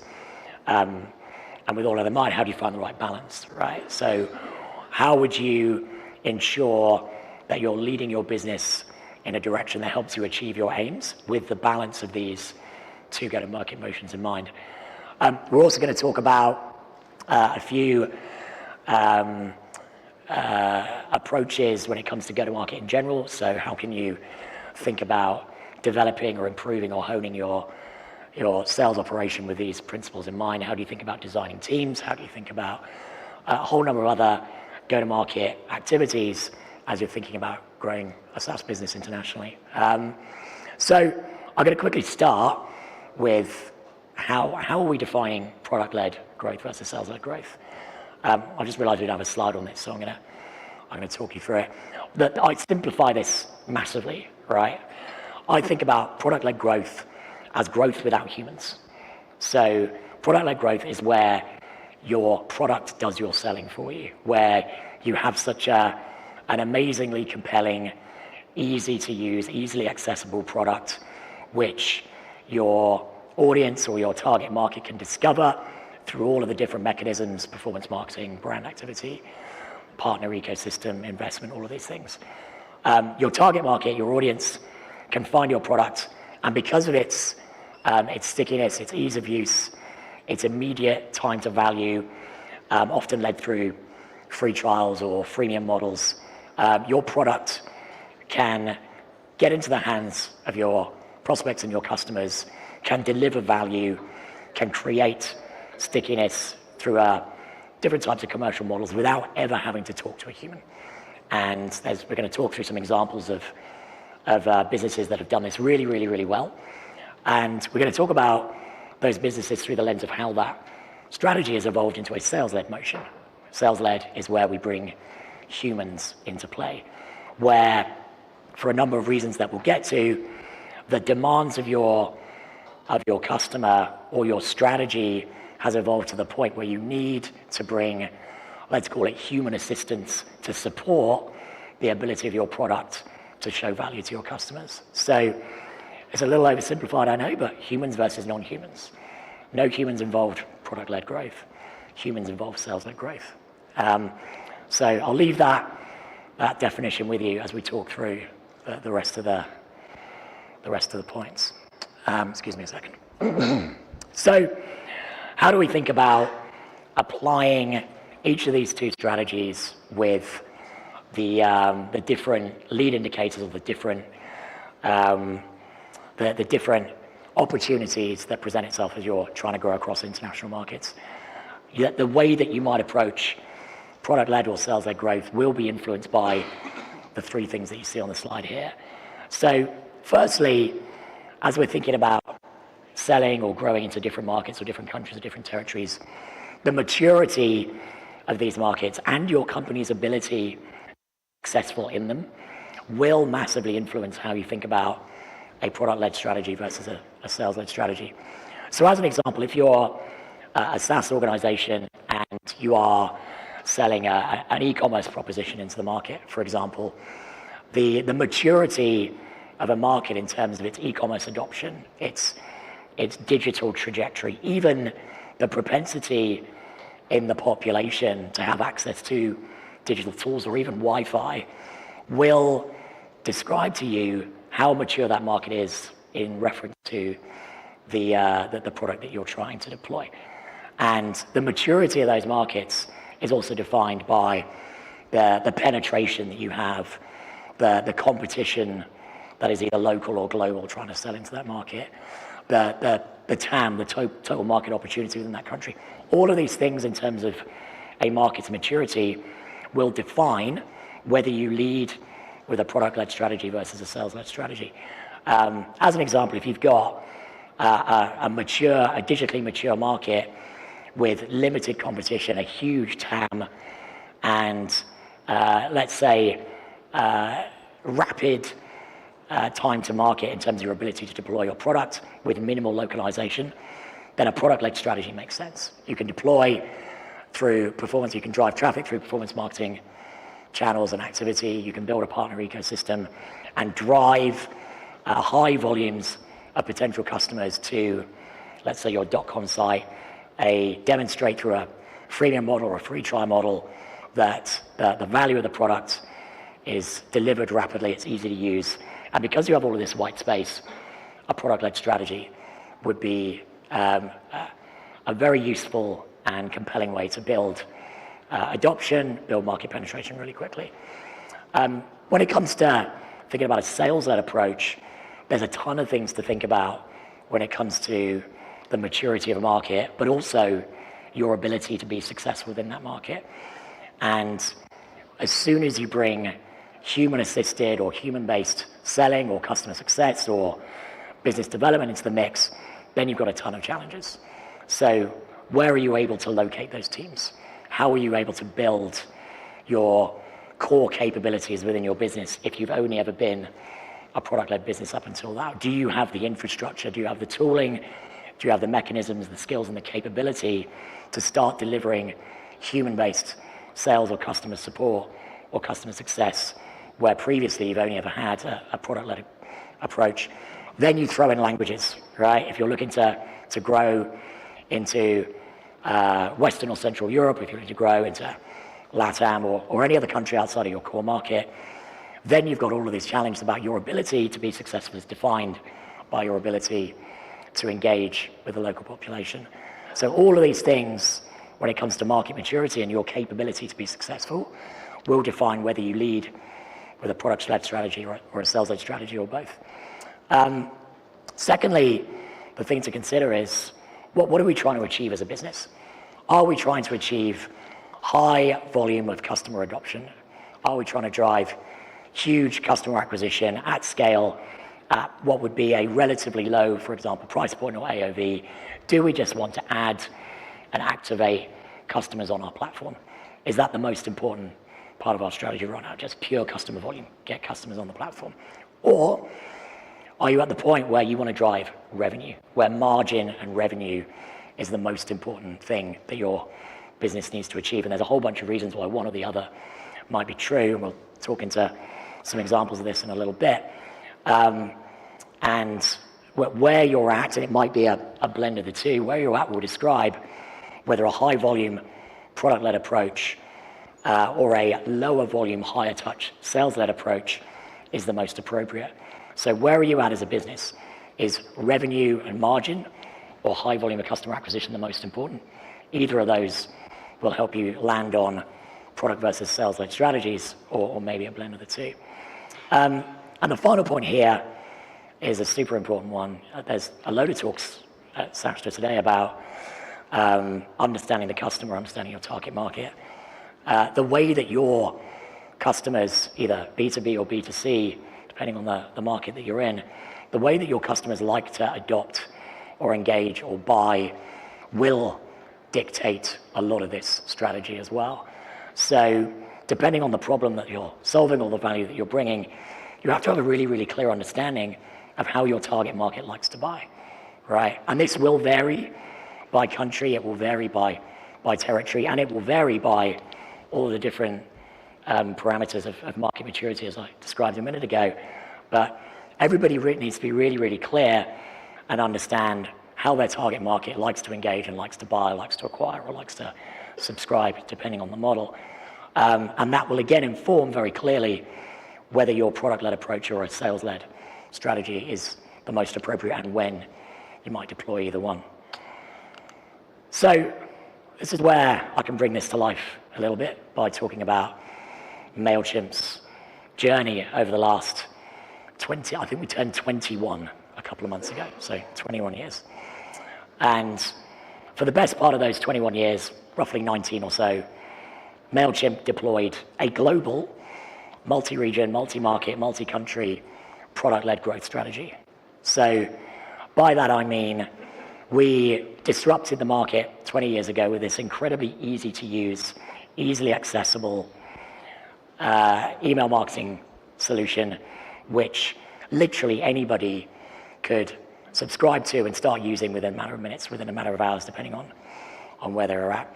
And through creating incredible partnerships with leading tech companies across the globe, through investing in all manner of brand activity and performance marketing channels, through having a freemium or free try model to drive adoption, with an amazing customer-facing knowledge base, which educated our customers in what email was, how you would deploy campaigns, how you would use the product. MailChimp was able to grow at a fantastic lick without any MailChimp ever speaking to a human. Quite remarkable. 190 countries now.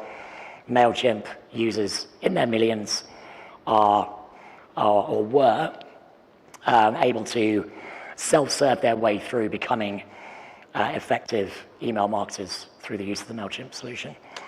And that continues to be true up until about a couple of years ago, where the strategy of MailChimp started to evolve. If you remember from the previous slide, we talked about one of the levers for making this decision is your company strategy. And MailChimp, almost in tandem with the acquisition by Intuit, believed that it would benefit the business to start working with larger and larger businesses. So we still love our entrepreneur and SMB customers. That's where our heritage is. We still spend a huge amount of time helping to build prosperity in that world. And at the same time, we know that we can add value to these larger, let's call them mid-market businesses. And in doing so, we knew that we would have to evolve how we engaged with these larger, more sophisticated businesses. They would not want to self-serve. They would want to have a deeper understanding of the capability of the platform. They would want to have a deeper understanding of how we would integrate with their internal systems, how it would integrate with the platforms and the third-party technology that you're using. They would want to understand the value that we bring versus other competitors in that space.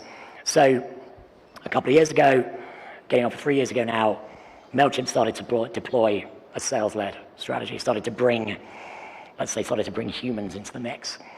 And we initially did that in the US, and over the course of the last year and a half, pretty much coinciding with me joining the business, we started to deploy that sales-led strategy into our international markets. So we now have a sales-led strategy in the UK, servicing our Northern European markets, as we call them, and we're starting to deploy that sales-led motion into other Western European territories like Germany and Spain. And what gave us confidence that this was the right thing to do, other than we believed as a business that moving into the mid-market would benefit us from a revenue perspective? There's loads of indicators that come from the market, which will tell you through analyzing the data that those larger organizations that demand sales-led assistance or human-led assistance is the right thing to start thinking about. So firstly, what we started to see through our product-led channels was larger and larger customers coming to us trying to self-serve. So we would see, we make decisions on segmenting our customers based on the size of their email marketing lists, for example. We would start seeing customers come to us with much, much larger lists. And we'd start seeing them trying to self-serve on the platform and then demanding some kind of human interaction to help them understand more about how we might be of value. We started to see a significant segment of our existing customers growing, and as a result, investing or spending more MRR on MailChimp as they use more of the product, as they built their own audiences, as they expanded their adoption across the capability of the platform. And as a result, we started to see that our SMB customers were becoming mid-market customers and making more demands of us. They wanted human account management. They wanted human customer success. They wanted to have conversations with people at MailChimp instead of interacting in a digital way with our, up until then, very effective product support teams. And the final lead indicator was that our partner network was starting to move in that direction as well. So we were integrated, or are still integrated, into most of the leading web platforms that you can name, so Wix, Shopify, PrestaShop, Woo, etc. And we started to see the businesses in our ecosystem move into a sales-led motion as well. Shopify is a really good example of this, which I'll talk about in a minute. So all of these things that we were seeing across the market were really good, encouraging signs that were we to deploy a sales-led strategy, we would be able to A, find, B, serve, and C, derive significant revenues from a smaller volume of much, much larger businesses through the use of human interaction. So this is MailChimp's evolution over the last number of years. I wanted to land on a few more examples of businesses that are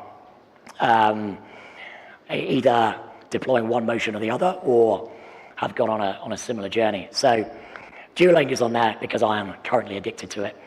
I learned French when I was a kid. I was pretty fluent, and then I just forgot French. And I thought, now's the time for me to start relearning French.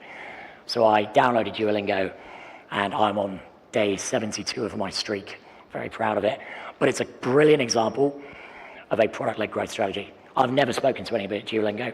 I spend more money than I care to think about accessing Duolingo's products and services. And it's an incredible example of a company in hypergrowth that has been able to do so because their product is accessible, it's easy to use, it's sticky, and you can drive awareness and you can drive adoption through all of the classic partnership or performance marketing channels. Shopify, another business I was fortunate enough to spend time in, for most of its existence, the first, let's say, 10 to 12 years, was a product-led growth business. Subscription business, free trials, bringing this amazing, compelling message to the consumer that they could be entrepreneurs. They could start selling online globally within 30 minutes. And it was, hopefully everybody here knows the story of Shopify. It was wildly successful all of those years. And then, if you remember the lead indicators from the previous slide, I'll just bring it back up. Then Shopify started to see its entrepreneurs and SMB customers become large mid-market businesses, and they started to leave. They started to think that Shopify was a platform for entrepreneurs, so if they were now big businesses or bigger businesses, they would need to go to another platform. So Shopify started to deploy humans to provide additional support. It would develop its functionality to speak to the mid-market, and in doing so, it pivoted more and more towards a sales-led human assistance, human interaction motion, to the point now, they call it Shopify Plus, if you remember, to the point now where Shopify Plus is a globally renowned brand moving into the enterprise space, being incredibly successful at working not just with mid-market businesses, but enterprise. And it's still deploying both of these strategies. Its core Shopify offering is product-led, subscription-led, free trial-led. Those customers rarely, if ever, speak to a human. And at the same time, we have the Shopify Plus strategy, which is almost entirely sales-led in its approach. Dropbox is in here because it's a very similar example to Shopify, but in a completely different space. So I started using Dropbox quite a long time ago as a consumer. Where can I store all of my files before Google Drive or whatever the alternatives were? And over time, it started to see an opportunity to move into selling storage or data management solutions to larger and larger businesses. And as a result, has become almost the de facto solution of choice for mid to large enterprises outside of the other competitors. Finally, Klarna, I threw on here as a really interesting example of a business that started with a sales-led approach and then pivoted to a product-led strategy in tandem. So Klarna, one of the pioneers of the buy now, pay later technology on e-commerce, initially built its business on selling their buy now, pay later technology, their infrastructure, to brands, to merchants, to e-commerce providers. Phenomenally successful. And a few years ago, they decided that they could drive demand in the consumer market. So they deployed a product-led growth, a product-led strategy to drive consumer adoption of the Klarna product. So now a consumer can have the Klarna app or access the Klarna technology on their phone and use Klarna to buy now and pay later across a range of brands. It's a really interesting reversal of what you might call a traditional strategy.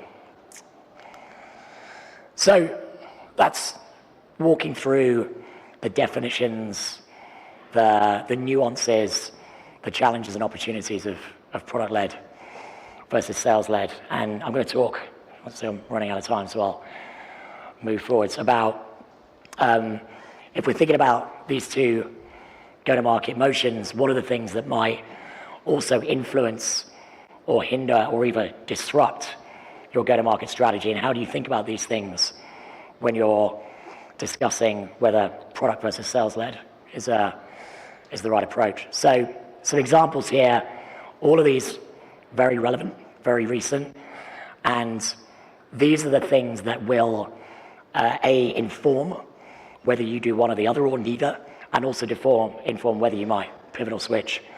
So the geopolitical climate, especially if you're growing internationally, is hugely important, a huge influencing factor on the success or failure of either one of your two strategies. I've thrown the conflict in the Ukraine in here as an example of something completely outside of the control of the SaaS market, but has had a huge impact in areas like the cost of manufacturing, the cost of energy, which has a knock-on effect for, let's say, D2C brands who manufacture products and sell them to consumers. If the cost of of manufacturing those products goes up, is the cost of serving your business increases because energy prices are skyrocketing, then the ability of those businesses to maintain margins, to get product to customers, to manage a supply chain effectively, efficiently is hugely impacted. So as a SaaS business, how do you understand and future-proof yourself against geopolitical upheaval, which directly influences the market that you're serving. Economic influences, the B word is in there. This isn't a judgment either way. The challenges that economic upheaval can create within your market, again, should get you thinking about, do we de-risk this by taking a product-led growth approach, or do we feel comfortable that bringing human assistance into play will benefit the organization? It's hugely impacted the e-commerce market, among others, because shipping products from the UK into Central Europe and vice versa has become way, way, way more challenging and more expensive. So as a SaaS business, knowing that, it will influence, if not directly inform, whether you start deploying humans or start a product-led growth or moving these things around. Finally, and perhaps most importantly, the competition. The ability of new disruptors to enter a market and completely completely upend your business model is, again, one of the things that should be on your checkbox list when you're discussing your go-to-market strategy. So, great example of this, going back to Shopify a minute ago, Magento owned the small to medium e-commerce market for many years. Shopify came along and disrupted, not just from a technology perspective, but from a commercial and a method and mindset approach. And if your investment in human-led or sales-led approach is easily disrupted by the competition, creates a ton of risk in your business. So that might inform how you think about product versus sales-led investment. So a few points on how we might minimize the impact of these factors. Again, through the lens of hiring internationally, or growing internationally. Firstly, if you're an international business, wherever you can, hire locally. If you want to understand economic or geopolitical influences and how they might inform your strategy or affect your business, having leaders in country who understand and communicate that to you is super important. Invest in your partner ecosystem. So great businesses have great partner ecosystems, and they talk about how their partner ecosystem collectively drives more revenue than the company itself. And not only do they accelerate and exacerbate the reach of your product, but they're also the canary down the mine, which will tell you the lead indicators or give you the temperature of the market and inform and keep you mindful of all of the things that we talked about on the previous slide. What's the competition doing in this market? What's the economic situation in these markets? Which leads me to the third point: design your organization to be resilient, adaptive, flexible. So there's tons of leadership theory and management theory on this. If you bake into your organization that change is a constant, and you build an environment, a working ecosystem which embraces that principle, then you are able as a business to pivot and adapt and move between these two strategies. Obviously, preaching to the choir, I'm sure, data. If you need to understand how your customers buy, where are you getting these insights? How can you build your business around constant inputs and insights from your market, which can help you make decisions and lead you down the right strategic path. Linked to that, investing in the right tools that not only provide you with the data and the insight, but allow you to do something about it. It's all very well having all the data in the world. If you can't do anything because you don't have the right tooling and you don't have the right environment and the right people, then you've got loads of insight, but not very much action. This final point here, I listened to a podcast a couple of years ago now by the former CPO of HubSpot, who made this very compelling statement: retention is a better lead indicator of product market fit than sales. And I had to think about that for a while, and the way he elaborated, it made sense. So what we can see is that it's actually, quote unquote, relatively straightforward to get people to buy product, to get people to invest, to get people to try. The evidence that you've got great product market fit and the evidence that which of your sales motions is working is whether they stay.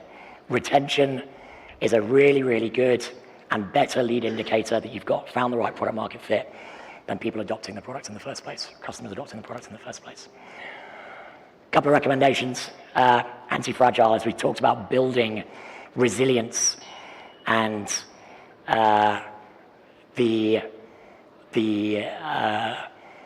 importance of having change as a constant embraced within your business. Anti-fragile is a philosophy that you can absorb and might help you think about how you build this resilience within your business. The second one I finished just a few months ago, one of my favorite books of all time now, and it talks about the idea that specialism in certain circumstances is super important, going really, really, really deep on a topic. Being a craft expert enables you to solve very, very specific problems. However, generalism is the ability to consume information from a broad range of topics and solve novel problems. There's a ton of research in there. I recommend you spend time going through the evidence. What it's basically saying is, if you're specialized very specifically in a certain area, i.e. your teams or your business, it's very hard to react to disruptions. It's hard to solve for novel problems. Tips and takeaways. So some of these are obvious. Some of these are maybe not quite so intuitive. I imagine AI has been talked about a lot at SaaStr today. The scale that AI brings to a SaaS organization, sales or product-led, the ability to consume and calculate and make sense of vast amounts of data, huge volumes of information, is a real game changer, especially for small, growing or scaling businesses. I've worked with, or I've invested in Gong a couple of times in my last few roles, and it is an incredible, or tools like Gong are incredible, have the incredible capability to ingest information at scale and give you insights. Think about the platforms that you're investing in. Are they fixed? Are they scalable? Are they adaptive?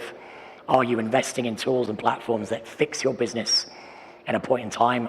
Or are they going to enable you to react and pivot? And when we think about product or sales-led growth, do you want to go broad? Do you want to go vertical? Do you want to go deep in a vertical? There's really, really good reasons for doing one or the other. Your understanding of your customer, your product market fit, your TAM, market maturity, all the things we discussed. This should definitely be part of the conversations you're having when you think about product or sales-led growth, but also international growth. I'm not going to talk through the rest of these because I need to leave time for questions. So these are the final key takeaways.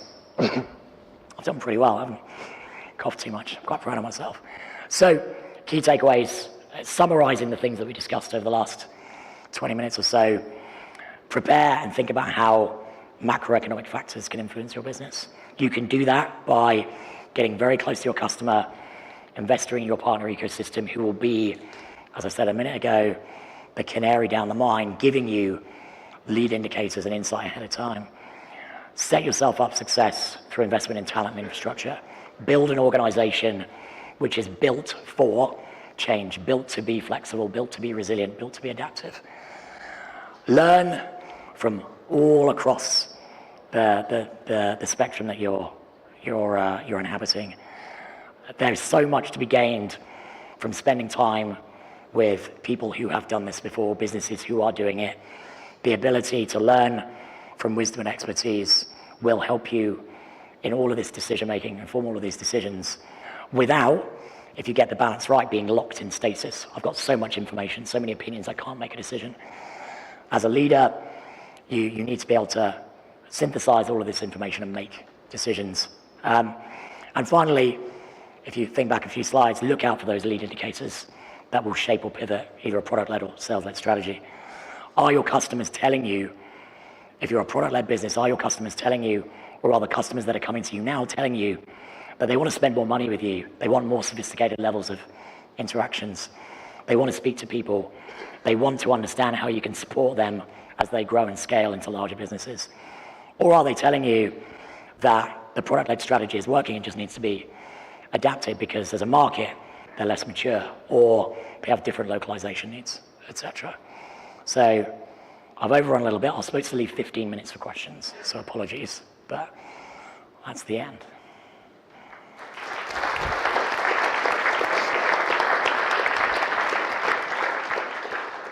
Cool. I don't know how we do questions. Do people stick their hands up, or what's the best way to do it? Hello, sir. Hey, cool. I have a question. So you basically are saying that every company kind of like goes to upmarket after a certain time, but most money MailChimp gets is actually from the PLG motion. You are moving to a PLS motion. So how do you structure the engineering? Like, do you create like a separate organization, or is it changing the entire shift actually of MailChimp, but the DNA of the MailChimp is PLG, right? Such a good question. And it is shifting from a purely product-led strategy to a sales-led, to including a sales-led motion. And then if your sales-led approach is paying off, if it's driving the outcomes, pivoting more and more down that path is a huge shift from a skill set, infrastructure, tooling, like everything in your business needs to evolve and adapt if you start down this path. And to be honest, there's no right or wrong answer. So I was at Shopify, and Shopify Plus was a separate business. To all intents and purposes too. So Shopify Plus was built over the course of 10 years to be a sales-led organization alongside the core Shopify business, which was purely product-led. And then a few years back, the two organizations were effectively merged, right? And there's a ton of reasons why that was great. There were a ton of challenges involved as well. And the evolution of MailChimp strategy is exactly the same. So we are more about unifying the two approaches and merging the skill sets and adding the skill sets as opposed to creating two separate organizations. So what we're trying to do is bring the whole of the organization along with this move into a sales-led motion, which has the benefit of we're able to upskill talent that we have, we're able to evolve the capabilities of the leaders that we have. It's quite exciting for folks at MailChimp to be part of this journey as opposed to being over here when a sales-led organization is over here. There are huge shifts that we're having to make with technology and infrastructure and methodology, etc. But you can do either, and your decision on which you do is frankly probably fairly unique, right? Do you feel like you have the confidence in the organization you've got to make this shift, or do you feel like you need to build a brand new organization to get the gains that you need? Does that help? Yeah, cool, thanks. Good. Any more?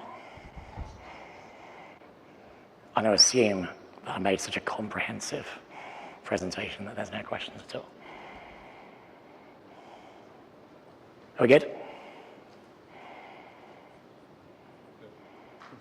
All right. Okay. Thanks, everybody.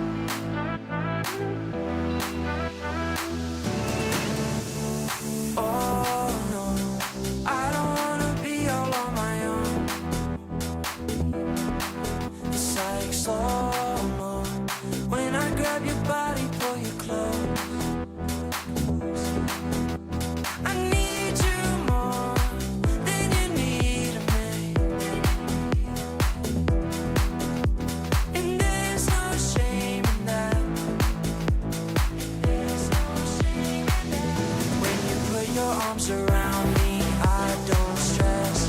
Go and lay your head right on my chest. If you are in my life, I worry less. Without you, girl, I don't think I could rest. Don't stress.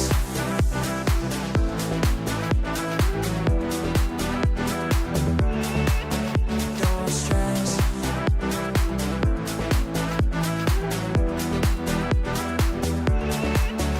Don't stress. Oh no, I don't wanna be all on my own. It's like slow-mo when I grab your body, pull you close. I need you more than you need me, and there's no shame in that. When you put your arms around me, I don't stress. Go and lay your head right on my chest. If you are in my life, I worry less. Without you, girl, I don't think I could rest. Don't stress.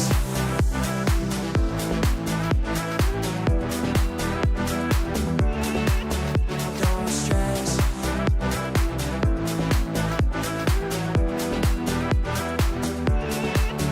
Don't stress.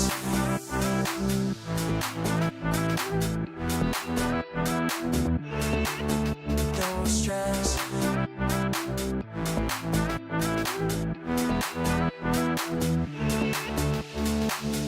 When you put your arms around me, I don't stress. Go and lay your head right on my chest. If you are in my life, I worry less. Without you, girl, I don't think I could rest. Don't stress.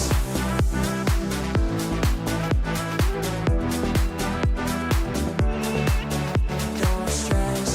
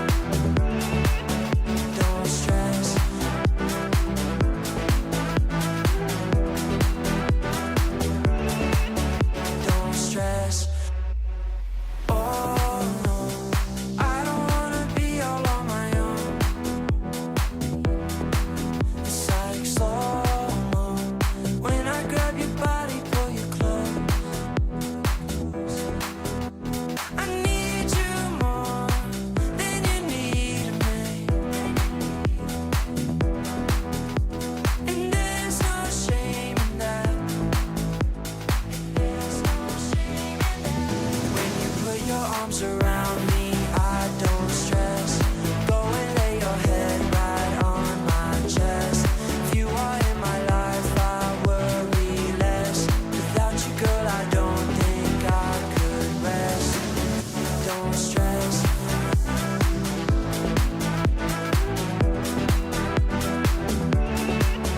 Don't stress.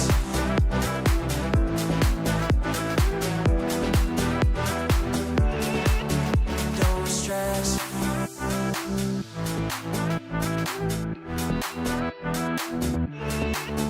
Don't stress.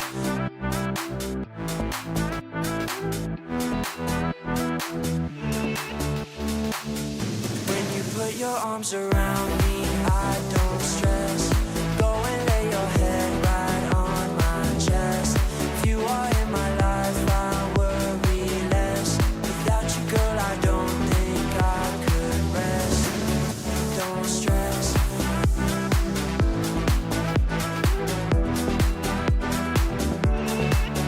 Don't stress.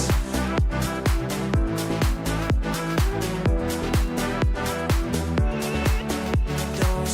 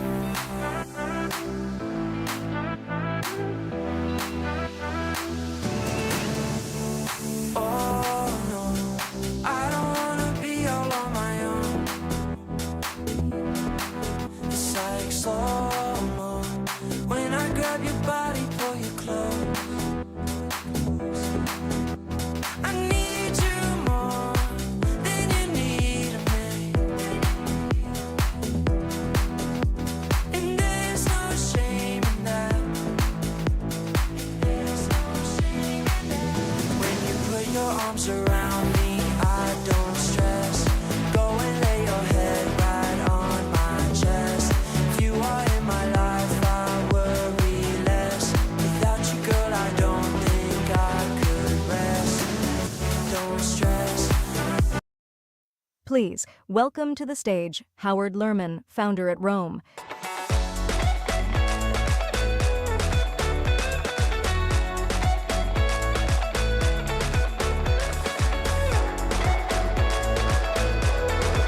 All right. Oh, you know, I'm really glad we're starting on time. I was actually talking to Kate and Nick backstage, who have been producing these things since probably like the last century, and I was like, is this going to be like Northern Europe start time or Southern Europe start time? And I guess here I am over from the United States. Just to kick things off, how many of you are from the United States by show of hands? Okay, boo. How many of you are from the UK or in the UK? How many of you are from more of the northern regions, like call it Benelux or the Nordics or Germany? Okay, and then Southern Europe, France, Italy. Okay, so I'll just say that one time I went to a meeting, I flew to Italy for a meeting in Southern Europe, and I was in Milan, and I wasn't really sure, so I got there Monday, and I realized this is terrible, we hadn't agreed on a start time. Oh my gosh, I'm here in Milan, I flew all the way, what time are we gonna start tomorrow? And so out of total sort of chaotic sort of fear, I emailed the person that I was gonna meet with at this company, what time are we when are we meeting tomorrow? And they replied back, and they said, we already decided, we're meeting Tuesday. So I just wanted to clarify with Kate and Nick that this was a 1 p.m.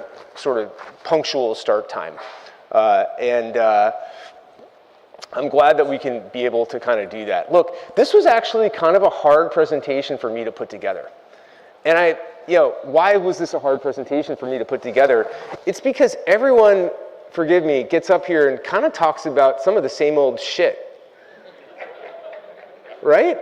And I wanted to try, I always like to do something just a little different, because if you get up here and you talk about the same old stuff, it's like, well, culture is, what do you want, 10 things I learned while scaling Yext to $400 million. Well, you got to really focus on culture. I mean, what the fuck does that mean? Seriously, okay? So here's the way I've structured this thing. I thought about this, and these are all things that I actually did at Yext, and they might seem insane, but they're all tricks that I learned, or forgive me, that I stole from generally non-tech people, from people who are geniuses in their field. And do you remember that Steve Jobs sort of quote? I don't exactly remember, but I'll paraphrase it, but it has something to do with the idea of great people copy ideas, but geniuses steal ideas, okay? So these are some of the techniques that I stole from people who are way better than any of us. Maybe definitely me, maybe not you. And so that's the way I've kind of structured this thing. So bear with me as I walk you through a structure of specific ideas, very tactical kind of things that seem unconventional, and they at least worked for me. Maybe they'll work for you, and I encourage you to at least try them. So with that, the very first Jedi master, if you will, that I stole something from was John Lennon, okay? And so there's a lot of talk about how do you tell your story in a company. And telling a story is really important. You have to be a grandmaster storyteller to be a success. Let me ask you a question. How many of you are founders by show of hands? Okay, we have a lot of founders in the audience. Y'all better become really good at telling your story over and over and over again to the point of exhaustion, where you lose your voice and you feel like a politician.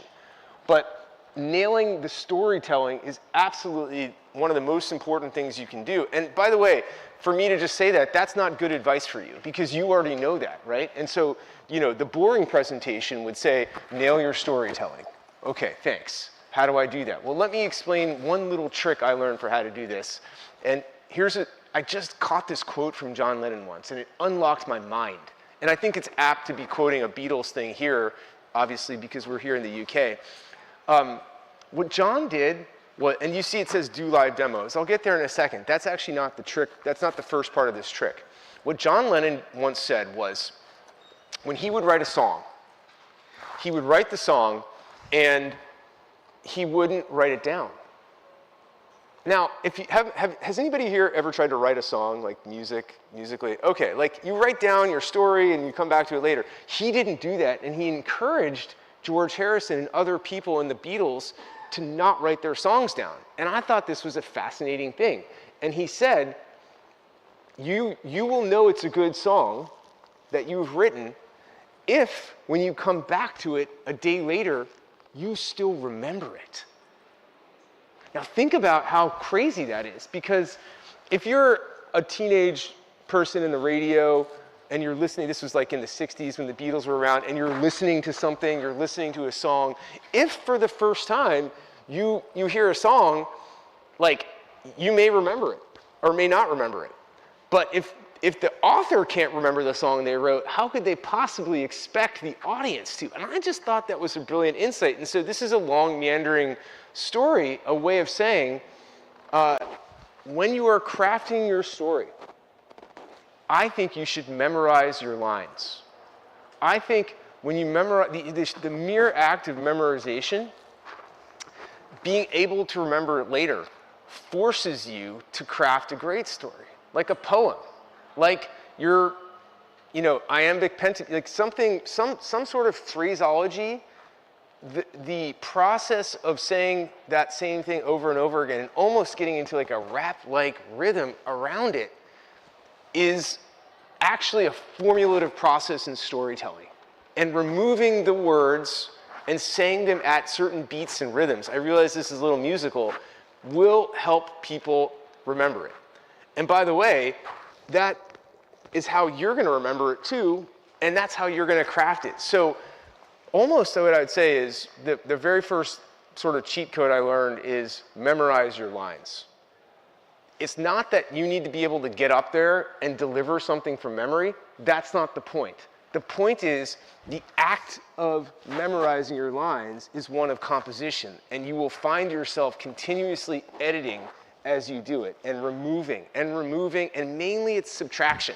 Mainly you're going to be subtracting words you don't need. Because I can almost assure you the story you have right now is too complicated.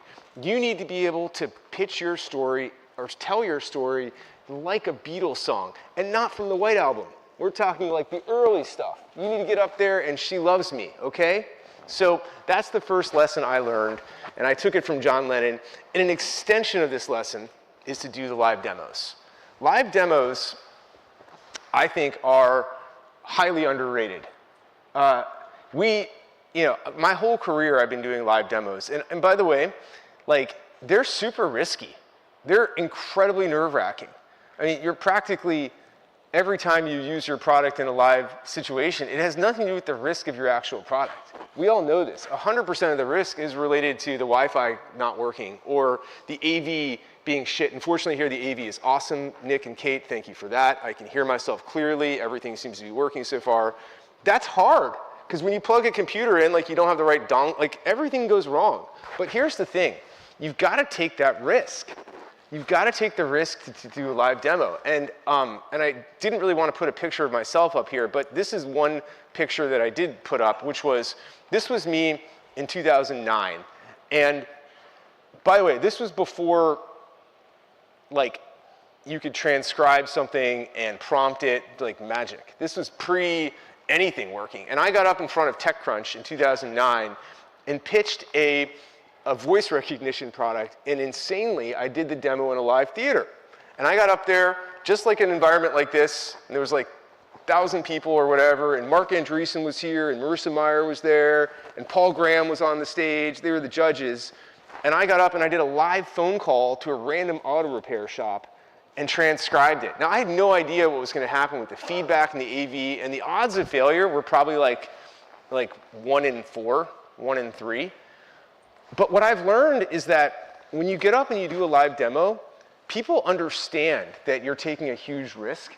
And it is so much better to do a live demo where, by the way, everyone in the audience is with you on that risk. They're like on the edge of their seat. Like, when I was like making that phone call, and you can see how nervous I am, I'm like on the phone, I'm calling a fucking auto repair shop, right? In like Minneapolis. Can I say that word here? Probably not. in Minneapolis. Okay, I can say Minneapolis. I'm calling an auto repair shop in Minneapolis, and everyone, they're like, what is this crazy guy doing? And like here's the thing, it's like they all knew that this could fail. They all knew it, like there was so the minute that people know something could fail, it's like when you're watching a movie and someone like could die. Like you can't stop watching it. Like you need to keep watching it, and so you keep watching it. And anyway, the point is that when you do a live demo, you bring your audience along with you, and the risk that you are taking, it's all related to environment, not product. And that risk is one that that they're with you with, and they will discount and give you extra bonus points for kind of doing that. So I strongly recommend doing live demos that could break, and frankly, like sometimes you should have it break, because people like it when stuff goes wrong. They do. You get sympathy points. Like you could get up there and like, if I had run up to the stage and like tripped and like fell down hard and like broke my arm, like right here in front of you guys, like you guys would be talking about that way longer than any gas bag stuff I have to spout out about up here. And people would be telling me, hey, remember that time that crazy guy ran up on stage? Like, especially if I had like ran up and then just like tripped and fell, like that would be the only thing you remember from the conference, right? So maybe I should do that next time. Okay. Okay, this one is something that I've said for a long time, and everyone used to get really mad at me about this. I think one-on-one meetings are terrible. I think all meetings are terrible, okay? I think all meetings are terrible. I especially have it out for one-on-one meetings. And I remember in 2015 or 2014, I wrote a LinkedIn post that said, it's time to end one-on-one meetings.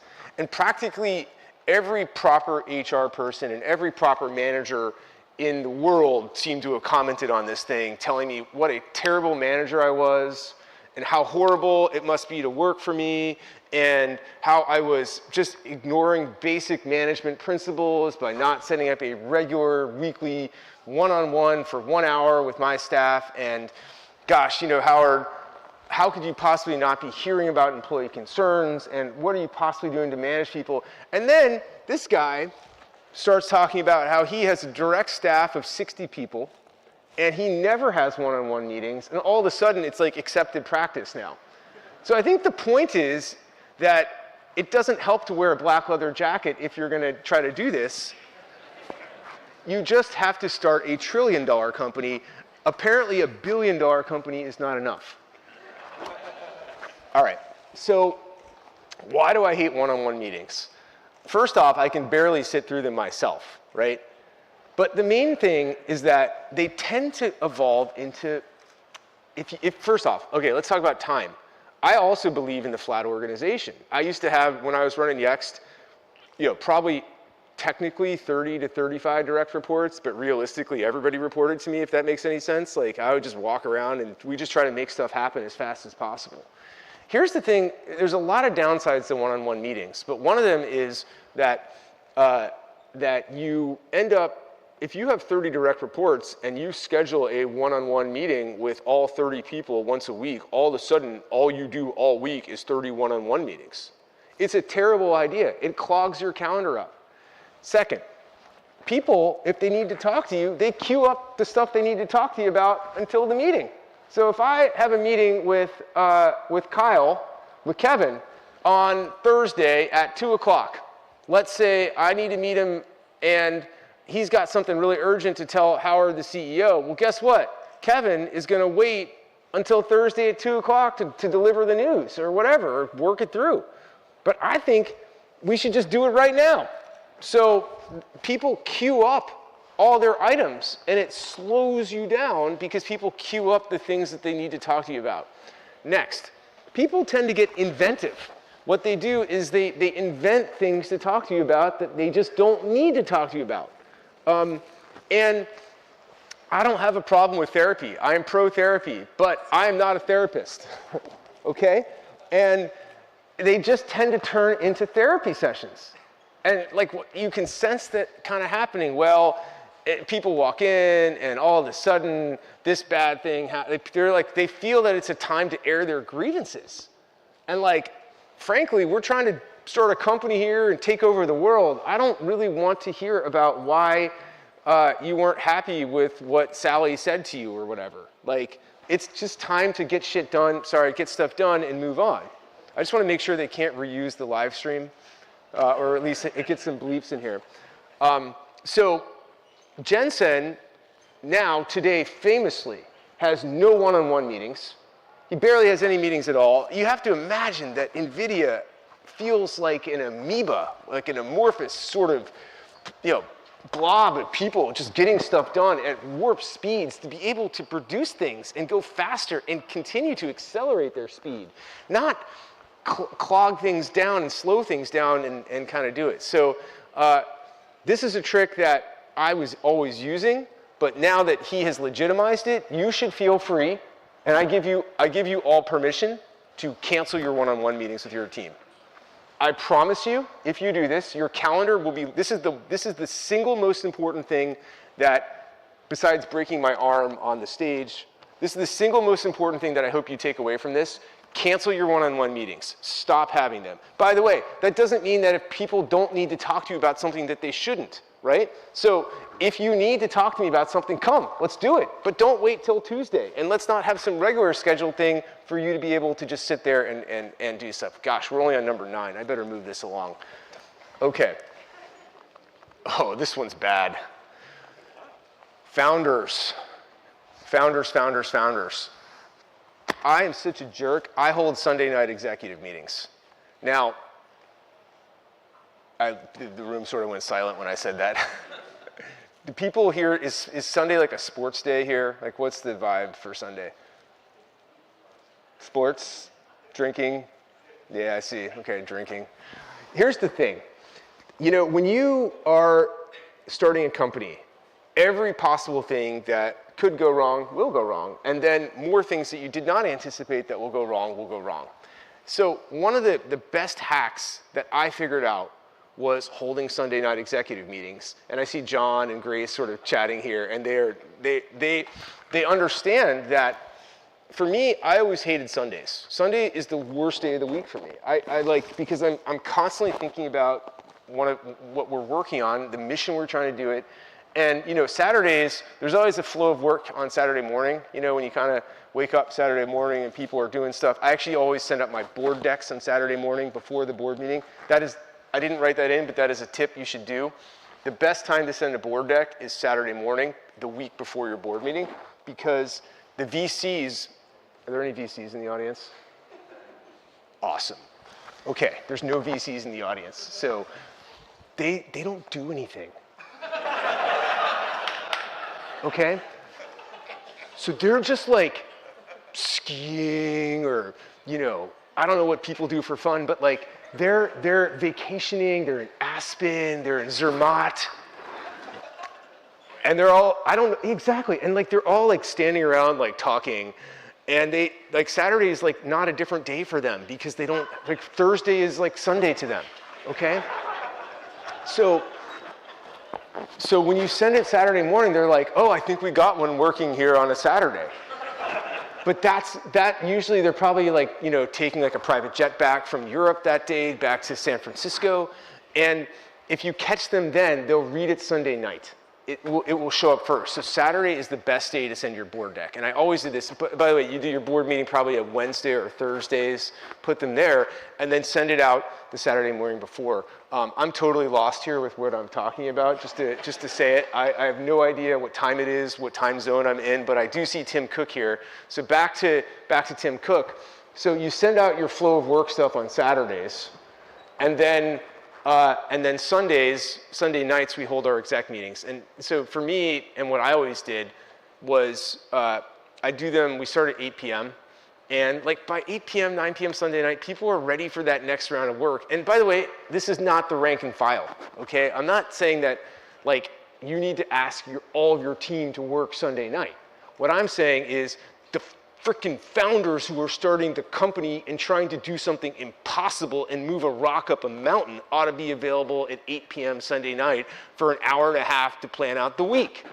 And make that part of your routine. And I thought I was a total jerk until I heard Tim Cook does the same thing.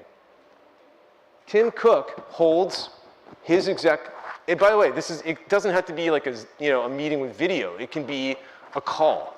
You do an audio call, and you have a call Sunday night, and it just gets, here's why. It gets you a whole cycle ahead because you guys figure out as a management group, your founders, your management team, what you're gonna do for the week. Then you can divide up on Monday, and engineering can go after their priorities, and marketing can go after their priorities. It saves you 3 hours, and you get a whole thing ahead. By the way, if you think Tim Cook is a jerk for making you do Sunday night meetings, let me tell you, Sam Walton from Walmart used to make people come in on Saturday mornings. And they would have a barn burner in Arkansas. And there was a whole thing, and people would all come in Saturday mornings. And so just to get ahead, to get a full cycle ahead of the pricing and stuff ahead of all the Walmarts so that Walmart could beat all the other competitors. So anyway, that was a great trick. I want to give you just a quick other trick now. Okay. I'm now regretting putting a former Secretary of State up here from the United States in this European conference as a picture with an American flag behind it, but there is a point to this story, which is the gentleman with the glasses is Dan Daniello. He's the founder of the Carlyle Group. The gentleman with the American flag is James Baker, who is American Secretary of State. So Carlyle Group, huge private equity firm. Turns out I grew up down the street from Dan Daniello. He was my neighbor growing up randomly. And this was before he founded Carlyle. It was as he was founding Carlyle. I was like about 8, and he was in his mid-30s starting the company. And I kind of watched this with a lot of curiosity. Like, why is this, what are they doing? Why is this guy starting this company? How's it gonna work? I thought it was like the coolest thing ever. And then one day, after they became wildly successful, I was in college. And I was a sophomore in college. And I always kind of called Dan, and he was super helpful to me, asked him, how do you do this? Why are you doing this? And I noticed that they added James Baker, the former Secretary of State, to their board as an advisor. And it didn't make any sense to me. I was like, why would a private equity firm want to have a former United States Secretary of State as an advisor to the said, look, Howard, it's not just about who you know. It's not just about what you're trying to do, it's about who you know. And so he told me that James Baker is a phone call away from anybody in the world. And so we can tap into that. And that, I think, kind of stuck with me. And so here's the thing. And let me just tie this back to SaaS for a second. I actually think a lot of the BDR, SDR kind of outbound model here is totally inverted. And when I was running Yext, I used to get the amount of gifts, like crappy gifts that I got I had like a junk pile. And I went to Duke, so I'd have all the BDRs would send me a Duke hat, right? And then the BDR would be like, hey, did you get the Duke hat I sent? Can I get a meeting with you? And I'd be like, dude, I got like 46 Duke hats here. And they don't even fit. It's not a good hat. And by the way, I don't want a hat. And by the way, even if I take your hat, why would I, what does that have to do with your software, But I have a lot of empathy for BDRs and outbound. It's not a good model. And so this bottom-up kind of model, I think, is backwards. And who does have access to me and CEOs? It's top-down, and it should be top-down. And so that's what Carlyle did. And I was like, okay, well, I can do that too. And so when I started Yext, this is really going to make you laugh.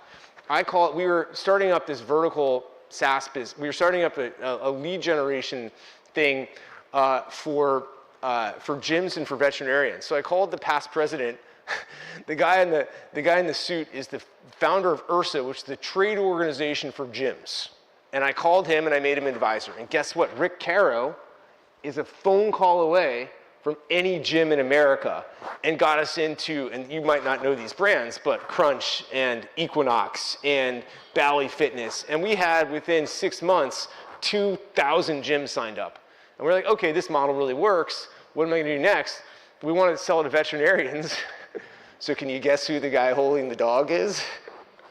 He is the president of the American Veterinary Medical Association. And he's a phone call away. And by the way, veterinarians are not people.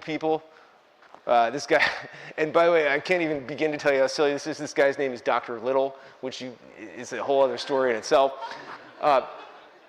We signed up 3,000 vets. He's a phone call away. The point is this. Let me make this very concrete for you. Take your cap table and use it as a weapon. And take all the stock options that you have to give out to folks. You probably set aside some percentage, I'm sure, if you're venture-backed or not. And think about who your target audience is.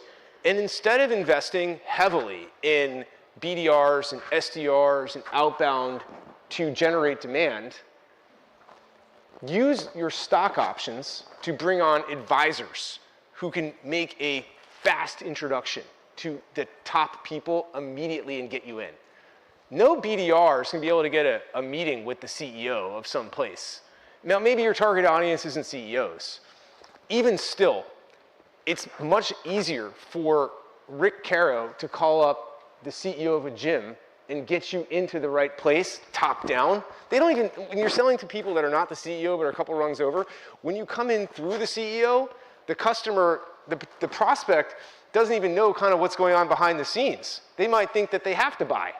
So you want to come in as high as possible. And so this, just to make this very tactical, use your cap table, find advisors, give them stock, and let me give you some tip about this for a second, very specific. Make the stock only vest over up to 1 year. Don't make it 4 years. When you hire employees, you make it, it's 4 years, because most advisors lose their, you just use up all their connections in 6 months. So make it a year, they'll follow through, but give them some stock. At Rome, my new company, we have 93 amazing founders in our cap table, and I'm a phone call away, if you will, from any founder we want, because that's our target audience. And so I put my practice where this was, and I learned this trick from Mr. Daniello, which I still call him Mr., even though I don't know why, from the Carlyle Group. And I should probably go a little faster. I'll just skip this one. This one's stupid. Okay. Well, stupid me bringing the American presidents into this. All right. So Teddy Roosevelt was the president of the United States, and this is a very specific tactic I stole from him.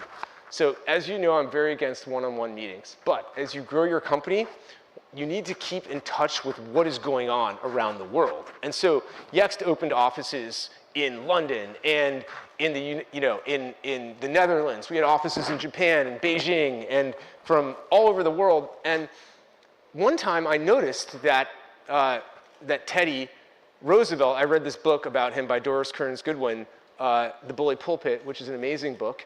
And he used to hold 5-minute meetings as president of the United States. And people would line up outside of his office. He'd have a secretary time it, 5 minutes. And people would come in, they'd make their case, and he'd make a decision. And I was thinking to myself, wait a minute, if Teddy Roosevelt can make a decision of matters of national consequence for the United States in 5 minutes, I can certainly hold a 5-minute meeting about some trivial item at the company and just get it done. And so I strongly recommend you try this. Make your calendar available for 5-minute slots. Don't make them 30, don't make them 60, because when you make them 30, guess what happens? The whole thing fills up with, I guarantee you the meeting will be 30 minutes. You know, if you make it 5, the same amount will get done in 5. People get right to the point. And what's shocking is when I used to hold these 5-minute meetings and you really have to put a clock there, and you don't have to necessarily, you can have like an assistant put the clock there so you don't look like the, the clock nerd, like, well, sorry, we have to end now. They just, come on in, 5 minutes, next meeting's here, bang. What's hilarious is you get done in 3 minutes, and then you sit there awkwardly for 2 minutes, and you're like, whoa, that was good. We good? Yeah, we're good. Okay, cool. Next meeting. All right, so that's one I learned from Teddy. This is one of my favorite people in the world. He's Jim Steele. Does anybody know Jim or heard of Jim? Jim is the president of Salesforce. He was president of Yext for a while. If you're ever having a bad day, just go meet with your customers, and they will cheer you up. Get out there, get on a plane, go see them. Jim used to say, I've never had a bad day with customers. He told me that when Mark Benioff hired him to found the enterprise group at Salesforce, that that Mark used to run around and say, if he saw Jim in the office, he'd be like, get out of here. Like, why are you here? Like, I don't want to see you. I want you on a plane. And so I have found that there's a direct correlation in the enterprise for the amount of time I see a rep in the office and how bad they are. And let me say this a different way. You will never see your best reps. Because where are they? They're with customers. Andrew Ross Sorkin from the New York Times used to say, there's no news in the building. You know, get out of here. Go find the news. Go make the news. So, you know, go be with your customers. This is an obvious one. Obvious one. Which brings me to the next one here.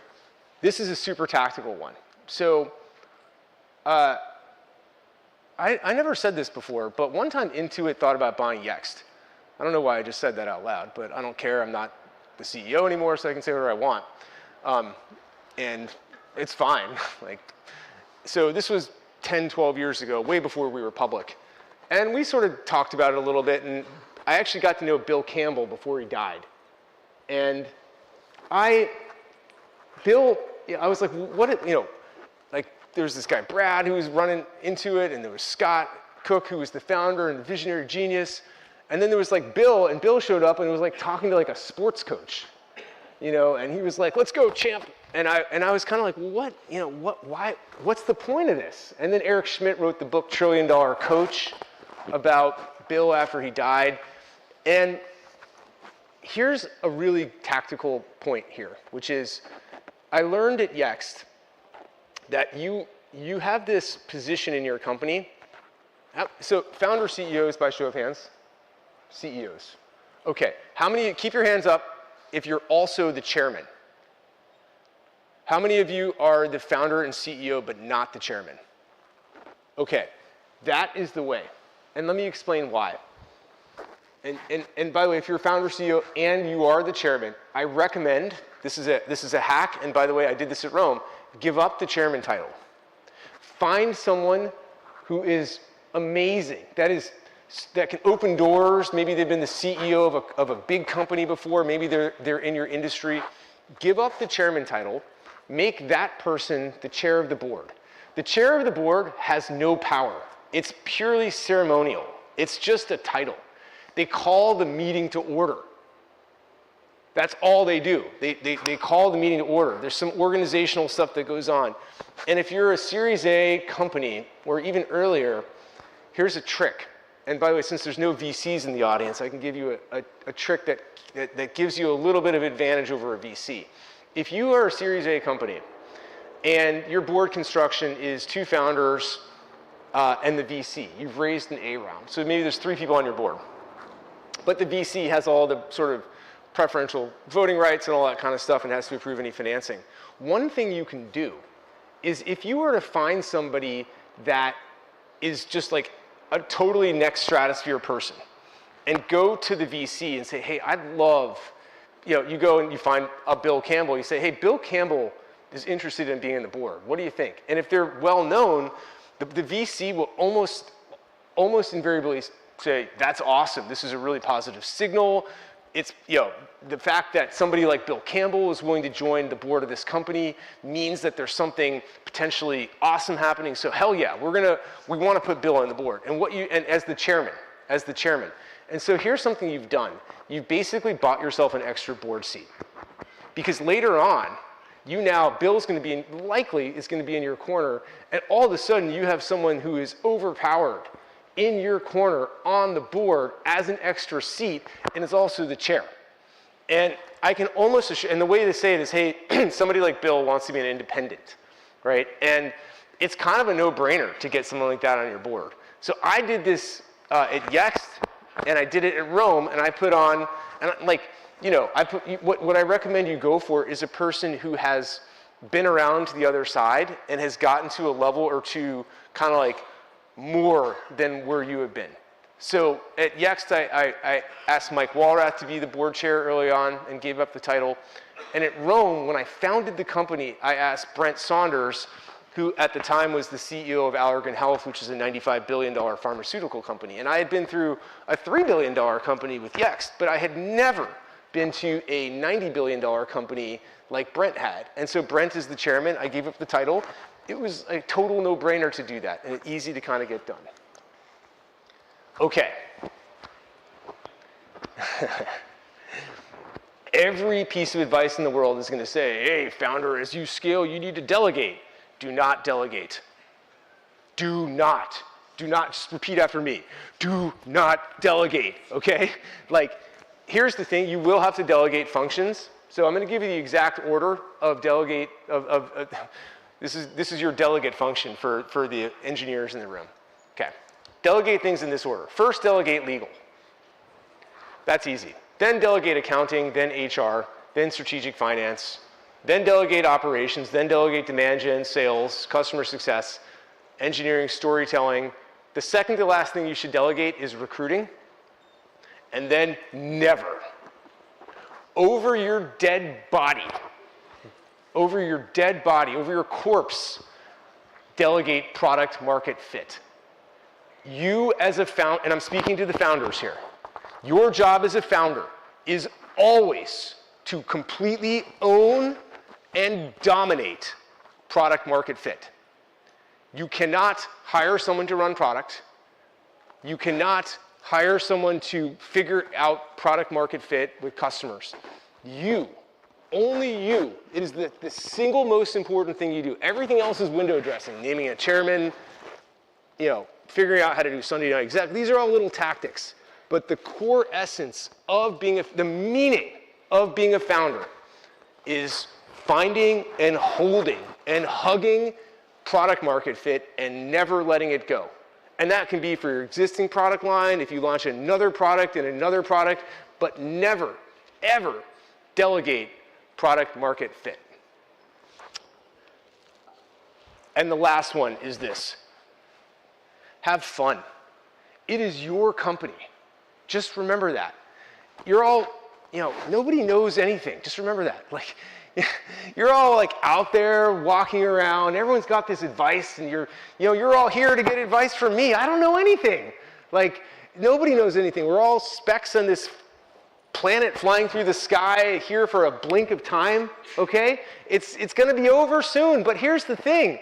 Like this is your opportunity at this moment in time to have a playhouse. It's your company. You can do things your way. I only can tell you the ways that worked for me. But if it doesn't hit with you, then don't do it. And if a board member or expert or VC has a playbook that worked for them, but it doesn't feel right to you, don't do it. Do it your way. This company, your company, I'm speaking to the founders, have to be an extension of what works with you, what works for you. And so it's your company. Founder is the only permanent title. You will, even if your company gets big and goes public and you step back and they bring in a new CEO, you're still the founder forever. It's your house. Construct it your way. Never let anybody tell you how to do it against your gut. Because your gut, the whole thing has to come out of your gut. From product market fit to everything. So you can reinvent other things along the way. If you look at when Apple made the iPhone, they didn't just make a better phone. They reinvented the entire retail experience. You walk into an Apple store, there's no checkout. That was the craziest thing ever. They didn't have to do that. They made it their way. Tesla reinvented not just the car, but how you buy a car. Buying a car online, putting down a payment, getting this whole thing. It's just different. They did it their way from soup to nuts. And so when you make your product, you can also reinvent the other parts of your business in any construction you want. Go to market, you can make your way. Admin, you can make your way. You can make things, here's a good metaphor, it's your chocolate factory, okay? You can build chocolate rivers, you can give out golden tickets. Do it your way, soup to nuts. Don't be like, oh, well, I made my product my way, and now I'm going to follow the playbooks for exactly how to do sales and marketing. No, make the whole thing your creative canvas and fill it in for exactly how you want to do it. We have a couple of minutes for questions, and so I will open it up. Yes, sir. You probably should go up to the mic.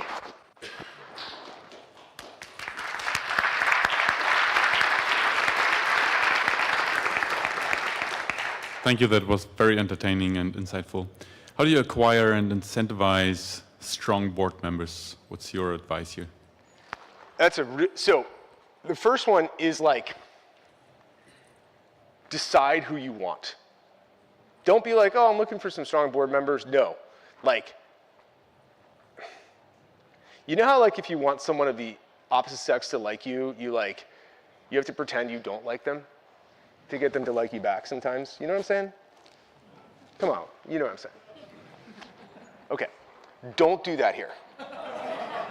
Seriously, like decide you want X person and then make it clear that they are the one for you, which would be a bad strategy in dating, but a good strategy in finding the right person, and then incentivize them by giving them the chairman title or chair title and giving them stock in the company and letting them purchase. And a lot of times these people will buy preferred stock too, which is really helpful because the VCs like that. They get more great people in the same kind of thing. A couple more questions. We have a couple more minutes here. Don't be scared. I promise. Like, I'm not like that much. Yeah.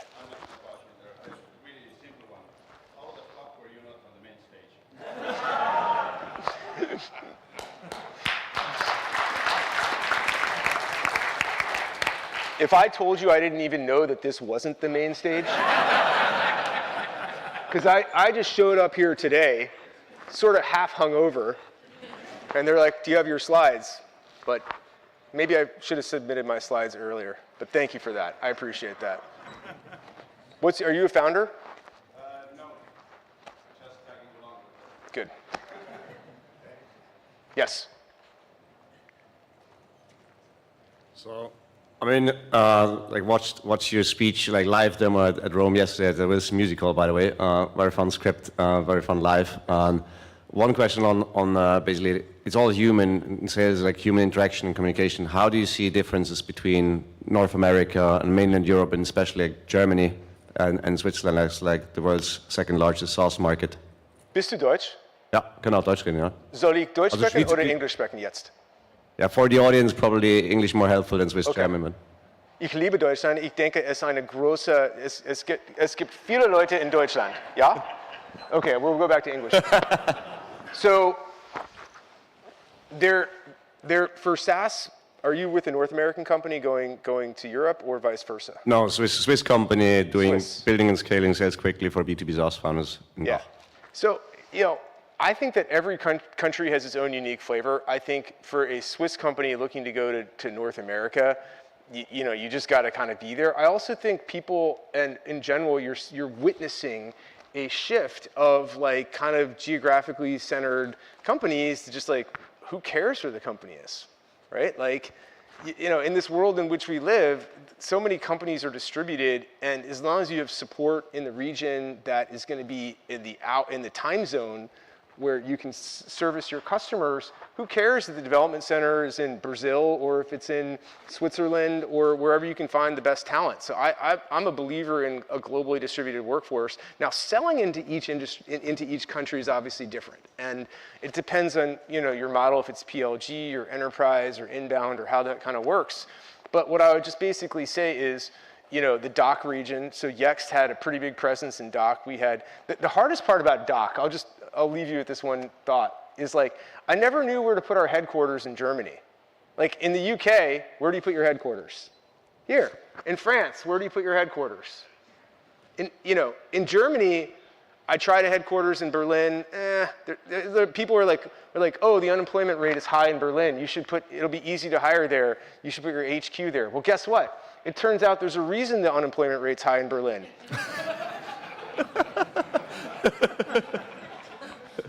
So then we went to Hamburg and tried that, and that was kind of rainy.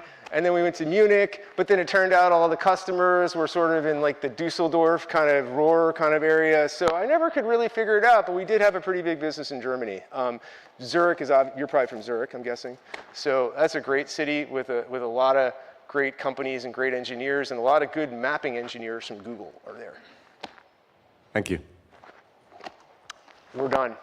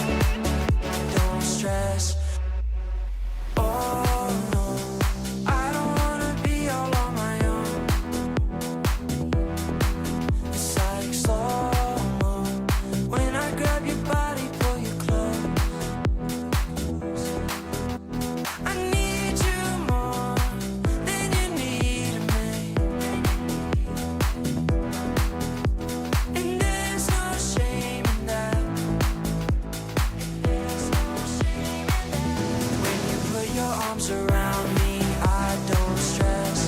Go and lay your head right on my chest. If you are in my life, I worry less. Without you, girl, I don't think I could rest. Don't stress.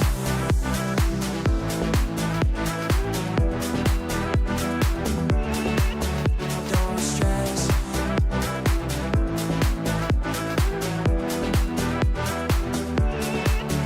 Don't stress.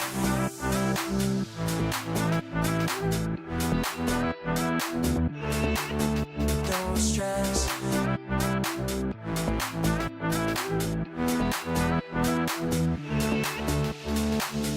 When you put your arms around me, I don't stress. Go and lay your head right on my chest. If you are in my life, I worry less. Without you, girl, I don't think I could rest. Don't stress.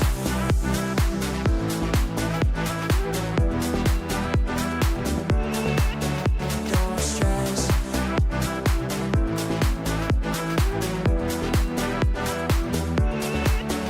Don't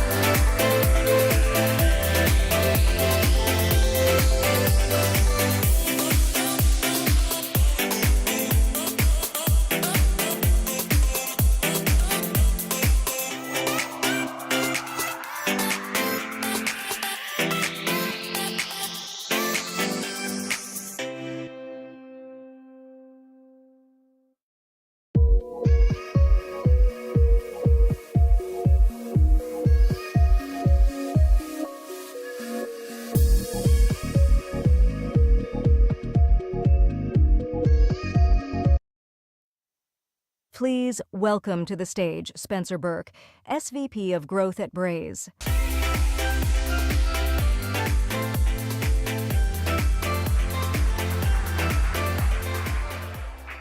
All right, thank you everyone. So, get to be the last presenter of the day, except for Jason's AMA, but after this you get to choose. You can either go to the happy hour or listen to Jason. Maybe a tough choice, but the sun's out, so you know, when in London, you know, never too early to start. Let's give a quick round of applause just for Jason, SaaStr, the whole crew here. The last 2 days have been phenomenal. Please join me. I'm really excited to be here. I've been a SaaStr fan for a really long time, like many of you. I remember back in the day when Jason was on Quora, we'd be following him, trying to search how to build a company, looking for all the answers from him. And so to be here on stage is really a treat for me, and I'm really excited to share a few things that I've learned in my career at Braze. I've listened to quite a bit of SaaStr content, and what I've tried to do today is model it on some of my favorite presentations. And those happen to be ones where we go through someone's career journey, reflect on some of the lessons they've learned, the trials and tribulations. And I'm going to try to check a lot of the boxes for you in that. We're going to have some metrics, we're going to talk about headcount, we're going to talk about scaling, we're going to talk about IPOs, and we have the obligatory embarrassing picture. I've actually got two. But the reason I chose this one is my journey at Braze, in many ways, started here in London. Actually, this is being a tourist out at Windsor Castle. I was here living in London for a couple of years. I studied information systems at the London School of Economics. And that really helped start a passion for me around technology and technology systems. There's one thing that really stood out to me from my time there. And that was this book. It's called In the Age of the Smart Machine. You could be fooled because this is a topic that's frequently in front of us right now. But this was written in 1988. So nothing to do with Gen AI or LLMs or anything like that. It was focused on a different platform shift, which was the rise of computing in corporate environments. You know, so after the big mainframes that we saw that filled gymnasiums, but when we started to see computers really take over the workplace for different aspects of both white-collar jobs, but then also in different parts of the industrial supply chain. And I still keep a copy of this book on my desk. If you haven't taken the time to read about the history of technology, not just this book, but just generally any big platform shift, technology wave, the history of Silicon Valley, I highly recommend it, especially in a moment like today where we're just the influx of noise that we have about AI and the future of work. And even here, we're kind of hearing the full spectrum of predictions. Is AI a co-pilot and all of our jobs are okay? Is AI going to take over everything and marketers and SDRs have not a hope in the world for having employment into the future? It's really helpful to look back. Like we've gone through this before. Maybe it's a little bit faster this time, but there's a lot to learn from history. And one of my favorite case studies in this book was some work that she did looking at paper mills. And this picture is like a really early industrial paper mill. She was actually looking more like in the mid-1980s as that wave of computation was starting to come into an industrial process like that. And I'm guessing a lot of you aren't really familiar with paper mills unless there's someone here with like really niche vertical software. You never know these days, like that could definitely be the case. But what she found was that intuition was a really key part of the professional satisfaction and the role that the folks in the mill developed for themselves. They used their senses to understand the health of the system and the operation. And so they'd literally be walking around on the floor of the mill, and they'd walk by a machine or a vat like full of paper pulp, put their hand on it and feel. They knew what temperature it should be. The same as, I have 2 little kids, so frequently just feeling the forehead of my daughter and you can tell right away, like, is she hot? Does she have a fever? And these workers would do the same thing. They would listen.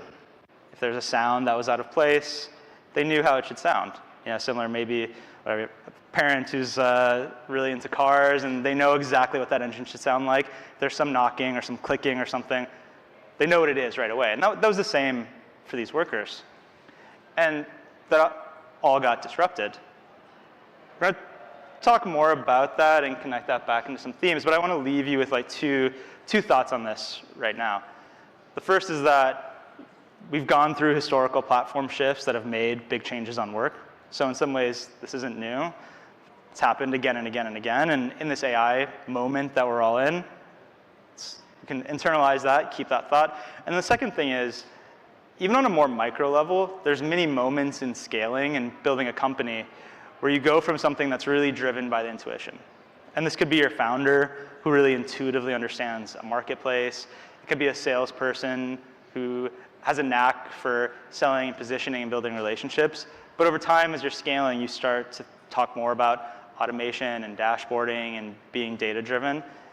And that also has consequences on work. And so take those two ideas, because we're going to fast forward a little bit to another embarrassing picture of me. This is our second office. It's a WeWork in New York City. That's me in probably 2011. I left London. A friend of mine who I'd known for a really long time messaged me on MSN Messenger, because that's what we used back then. It's one for the history books as well. But he said, moving to New York, I'm starting a company. Let's talk. Cryptic message led to a bunch of conversations, met the co-founder, some of the investors, packed up my life, moved to New York City, and was the second employee at Braze. This is a really exciting time for me and for the company, because in 2011, you have to remember a couple things. We were really focused in the mobile space and the mobile ecosystem.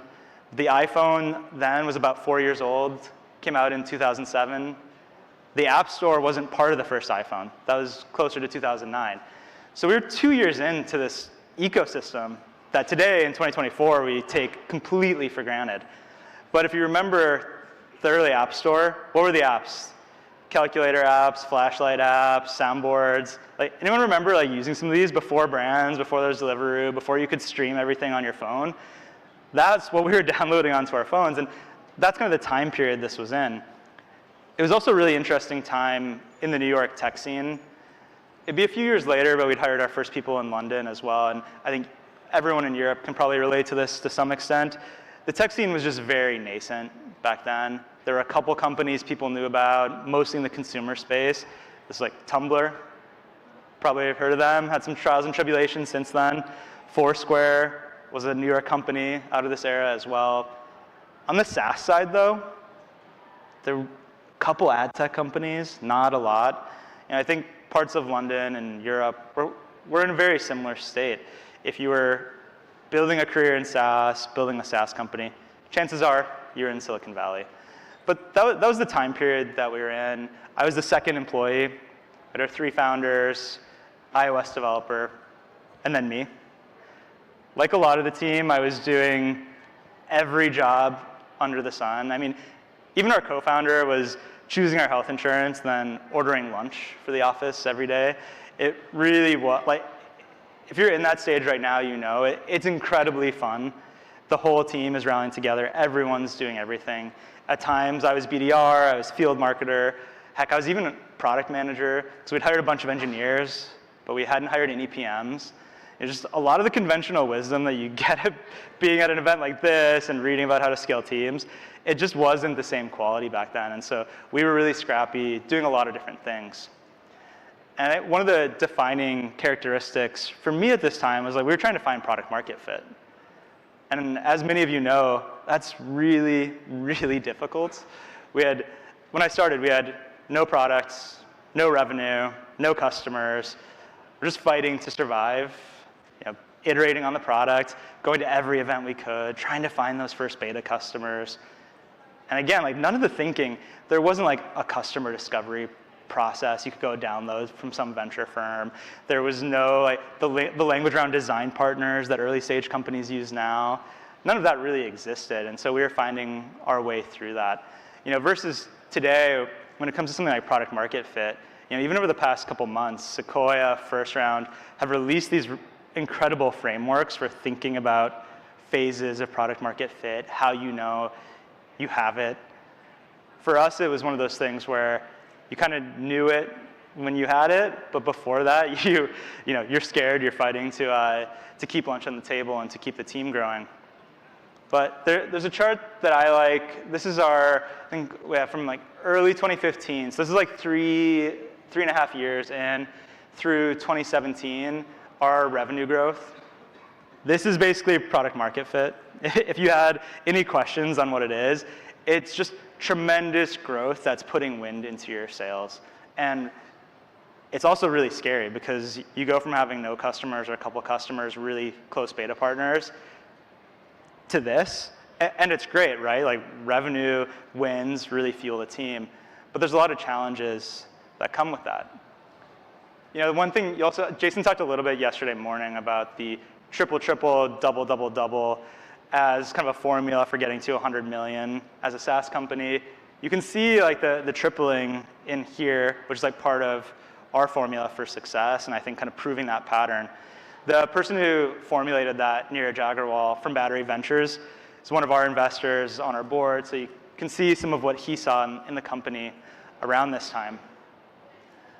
For me, this was a shift from doing all these random odd jobs around the company, just going to wherever I could go solve a problem and feel useful, to a really deep focus on customer success and scaling the teams around CS, which for us was basically all of our customer-facing product experts.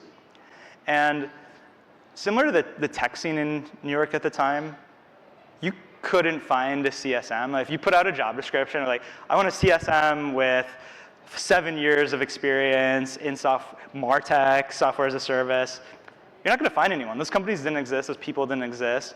Maybe if you hired them in the Bay Area, you could. We'd see the same thing a few years later, opening the office here in London. You could try, but you really would struggle to find someone with that specific experience. And I think this happens in a lot of new roles. You get excited, you're trying to hire it, but the thing you actually have to do is spend time thinking about what the skills you actually need for that role are. And I actually think that's a great exercise because we get lazy. Like if I'm writing a job description now for some completely standard role, I'm searching some other things on LinkedIn or some site, looking at some other JDs, then I'm copying in, okay, this is going to be about 3 years of management experience for this level, 8 years in the field. You're just copying and pasting, and frankly, I think it's just laziness. We get to be lazy. Taking shortcuts is a luxury and we didn't have that back then. So we actually had to spend the time and think about, okay, what do we want a CSM to be? What are those skills? Is it technical? Is it customer facing? Is it industry experience? How do we want to make up that team? And so it was actually a really good forcing function, and I think especially for small teams where every incremental hire really matters, it's actually worth being really thorough on that exercise. Like throw out some of the things like the boilerplate JD and actually spend time thinking about the skills you want this person to bring to the table, how you're going to discover that in an interview loop and uncover some of those things, because it really does matter. And for us, this is headcount growth over time in the CS org, but these aren't all CSMs. For us, CS was this really big umbrella. And the early CSMs, I get to, I'm the first one down there, and then we're growing incrementally over time. This was a lot of jobs. It was CSM, it was onboarding, it was tech support. We were doing some sales engineering, which we called solutions consulting. And like I said, we were doing everything that was customer facing, that required product expertise. And over time, we would layer in some specialization. But that was also something that we really had to grow into. And I think actually, like, as a field, we don't spend enough time on. Like if you're listening to a lot of SaaStr, there's some incredible content on when to hire your first salesperson, when to hire the VP of sales, the ratio of salespeople to SDRs, like when you should hire them, all those kinds of things. In CS, I think it's a lot murkier. Like we talk very high level about when to hire the CSM. And usually the recommendation is, hire the first one earlier than you think you need to. And then some rough rules of thumb on book of business to help you scale.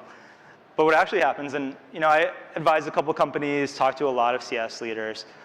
These early CSMs, it's very common to follow a similar pattern. You're doing a lot of jobs, but when you should split that out, how you should think about that, when to invest in support, we just don't really have the same sophistication around yet. But I think it's an opportunity for everyone, and I kind of keep that in mind. There's a lot of benefits to having these jack-of-all-trades CSMs early on. And actually, yesterday with the Gong CEO, he talked a bit about how he expects like AEs, SDRs, CSMs, these roles to kind of merge together. And maybe AI facilitates that. One of the benefits he talked about, which we experienced in the early days, is you get a lot of shortcuts and a lot of benefits to having a ton of ownership embedded in these roles. I would be out helping a salesperson pitch a deal, acting as sales engineer. I know that I'm going to onboard that account. I know I'm going to support them after the onboarding finishes. So I'm not recommending any like crazy workarounds or solutions that don't really fit the use of the product. There's no handoff. I'm not handing it off to myself. There's just continuity. The customer met me. They continue to know me. That doesn't really scale, but in that moment, there's a ton of value that you get within that process. And then you slowly have to unwind and unpack some of that as you layer specialization in. And so for me, as I was growing this team, I was also thinking on a personal level. And I think for many early employees, it's challenging because you know the company, you've been part of scaling it, but you're trying to figure out like, what is that path for you? And I think there's almost like too common of a dialogue around people are a certain stage of company. So the sales leader, great VP of sales, but after the Series C, you're going to need somebody different. And you're going to have to go find that CRO. So-and-so's a great marketing leader, but really ahead of marketing for a Series A company. And I think for a founder, that's the right dialogue to have. You need to build your team. You need to have the top people.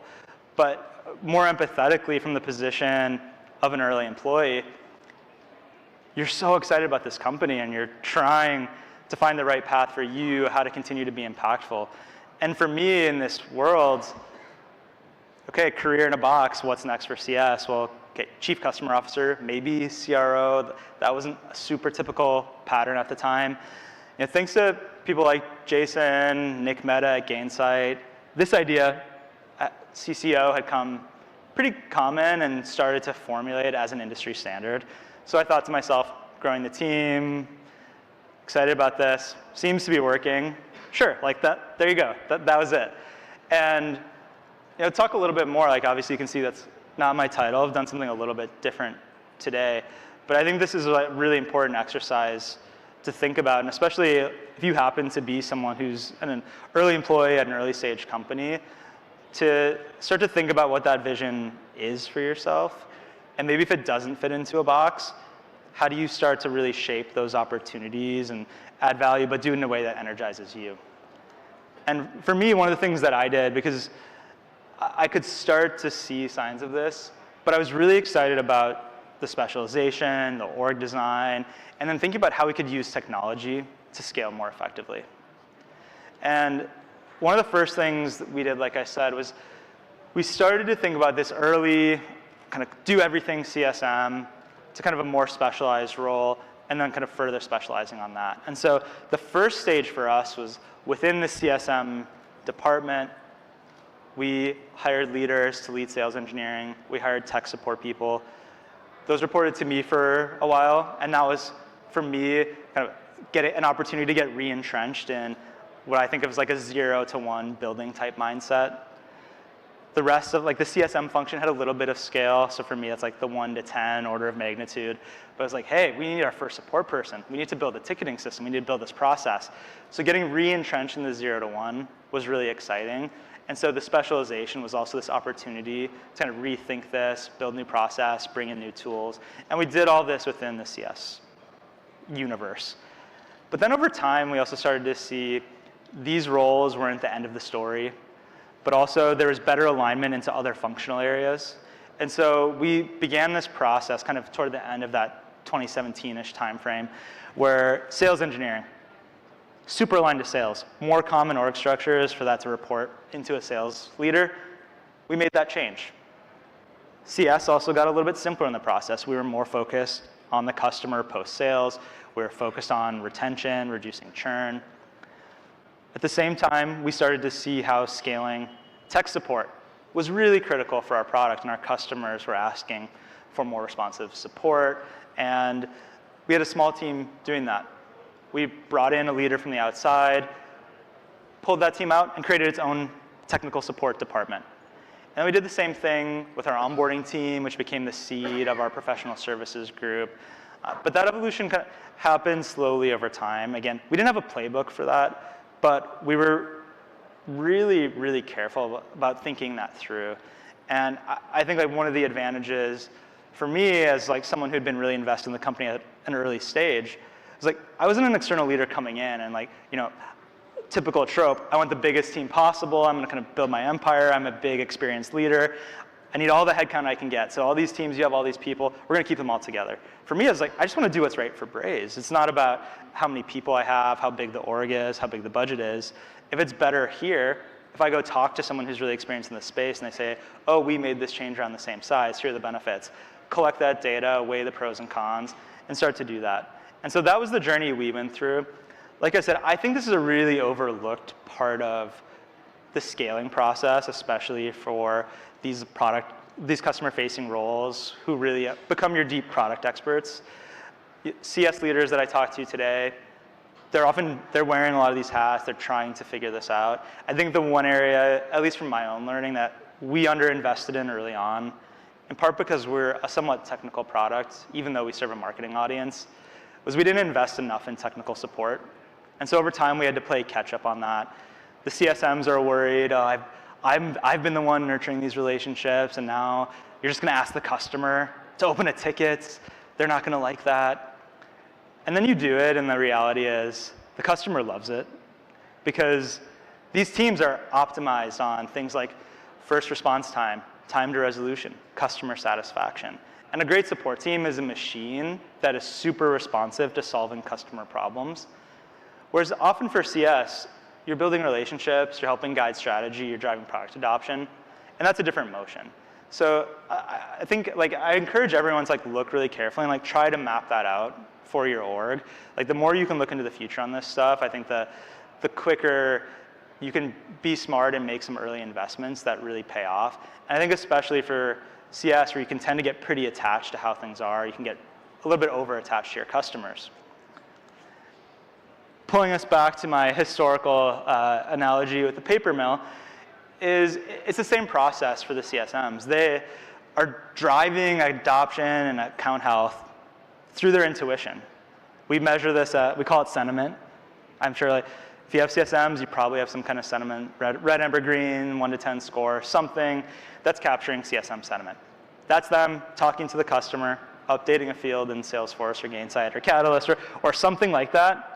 And doing the same thing, you know, that these mill workers were doing more or less is walking around their book of business, feeling things out, talking. They had a pretty innate understanding of what the customer needed and how to respond to it. And then what we try to do is push them into this efficient process that's data-driven and as automated as possible.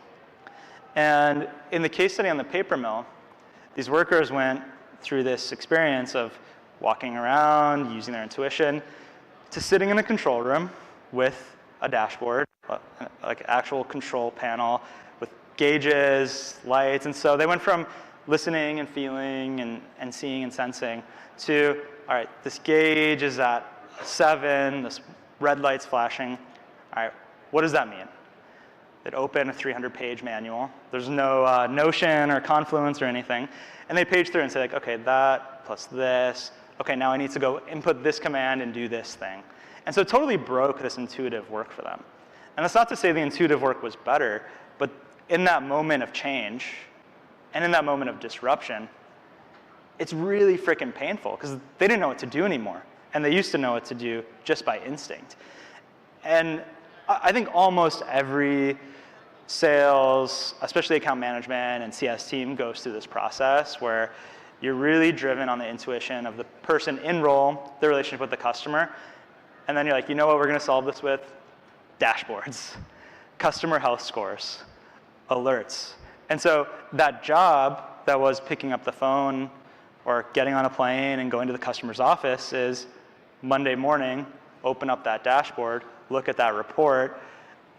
You have 7 different dimensions of product adoption and usage and consumption, and telling them the same thing. Look at those numbers, go pull up the playbook. Maybe it's a little bit more automated than that, probably not. And then go reduce churn in your book of business. I think that is probably the right thing to do. And we see a lot of teams that do that successfully. But again, when you're scaling, going through that change of really deeply trusting everyone with the accounts that they have and intimately knowing them, to trying to run a large team at scale that's closely monitoring usage, that's closely monitoring churn, is a huge change. And so I think just encourage everyone, again, like, you can anticipate this with scale. It shouldn't be a surprise. I just think we're not as regimented or disciplined about thinking through these things, and also like the specialization like I was talking about. I think that's an opportunity for every early CS team. I also encourage everyone to like really choose your tools wisely. It's a little bit different now, but like, we went through a whole saga of CSPs and different kinds of tools. CSPs that don't exist anymore, that probably none of you have heard of. I made the mistake of trying them. It's really important to choose your tech partners wisely. I think it's especially hard in the post-sales space because Salesforce or your HubSpot, whatever your CRM is, your RevOps team is probably configuring that really highly for your sales team. And CS tends to be a second-class citizen in that ecosystem. So you think, sure, just plug in the CSP, I've got my own tool, solve all of my problems. Again, probably not. Encourage everyone on this front to like really think through, like, what problem are you trying to solve? Like, I've talked to teams who chose a CSP because of its note-taking capability. I don't know if you want to make that decision that's better at note-taking than Salesforce. It's like re-platform your whole team around. But I've heard about that happening. I think through, like, what are you trying to solve? Are you trying to have a system that automates playbooks? Are you trying to present usage data to your team? Are you trying to create a health score? Do you just want to have a better way to track sentiment? There's a lot of great things that exist in this ecosystem, but I think similar to kind of being lazy on hiring and the need that you actually have for a role, I think the same thing can happen here, where you can end up just really lazy, like, okay, just plug in a CSP, then you have nobody to admin it, you don't actually know what you want to get out of it, and it delivers about that much value. So in this time, I also got really excited about thinking about how the team scaled. And so ended up ditching the CCO aspiration, and we started this growth team at Braze, which for the last 6 years I've been managing. And I'm almost worried to show headcount here because it's not totally the right story for us. The growth team at Braze, it's not about marketing, it's not about user acquisition. The customers I was working with at the time are really sophisticated ones, had started to take this idea of growth hacking, growth marketing, and they were building these really cool teams that were cross-functional, experimental, and data-driven. And so I hit the reset button on my career path, which I think was pretty essential in the end, in hindsight, to me staying. I'm not sure I would have scaled well into that CCO role. And took a small team of about 5 people, a couple of the CSMs that I really liked that had started to do this kind of work with me, the 2 data people we had in Braze at the time, and then we hired an engineer. And so we took a combination of people that understood the customer, people that could build real reports, real automation solutions, and an engineer to give us independence to go get that done on our own.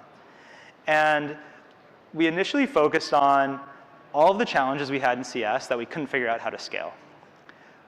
And I'm sure you've all seen this. Like, your CSMs have side projects. They're going to make new decks, new templates. They're going to build some automation. They're going to work on the health score. Then there's a customer escalation. There's an EBR they have to fly to. There's a conference they need to go to. Those side projects, first thing to go on the back burner. Or you have some mythical 20% time philosophy, and you think, okay, 20% of your time, you're going to make the team better. Really hard to do that. Again, like in any customer-facing role, side projects are not a recipe to scale, in my experience. And so we decided to make this investment. I was lucky enough that our leadership team agreed to do it. and we pulled out the team, and we started focusing on that. And over time, we don't have 80 people trying to help CS scale. That really wouldn't make sense. But we found in the DNA of this team, and as the company was scaling, is that we needed that kind of thinking across Braze. And so the team became the home of our business intelligence and data team. We built an engineering team focused on automation and internal tooling. We incubated several teams, and that's been part of what our team does. If we have a new idea or an experiment, my team's a great place to do it because that experimental approach that we have means that if it doesn't work, we're willing to shut it down. We've also helped many teams scale. We've taken small teams, grown them, and the same thing we did on CS with the specialization is at a certain point, we knew this team belonged somewhere else, and we moved it out of growth. And for me, again, my success isn't dependent on the budget or the headcount. It's the company being successful. Love to talk to people more about this. It's, I think, somewhat of a novel approach, and I think there's a lot of opportunities for other SaaS companies to adopt this. I think, especially around tooling and data, we really quickly kind of index toward more of like an IT-led approach than a product mindset.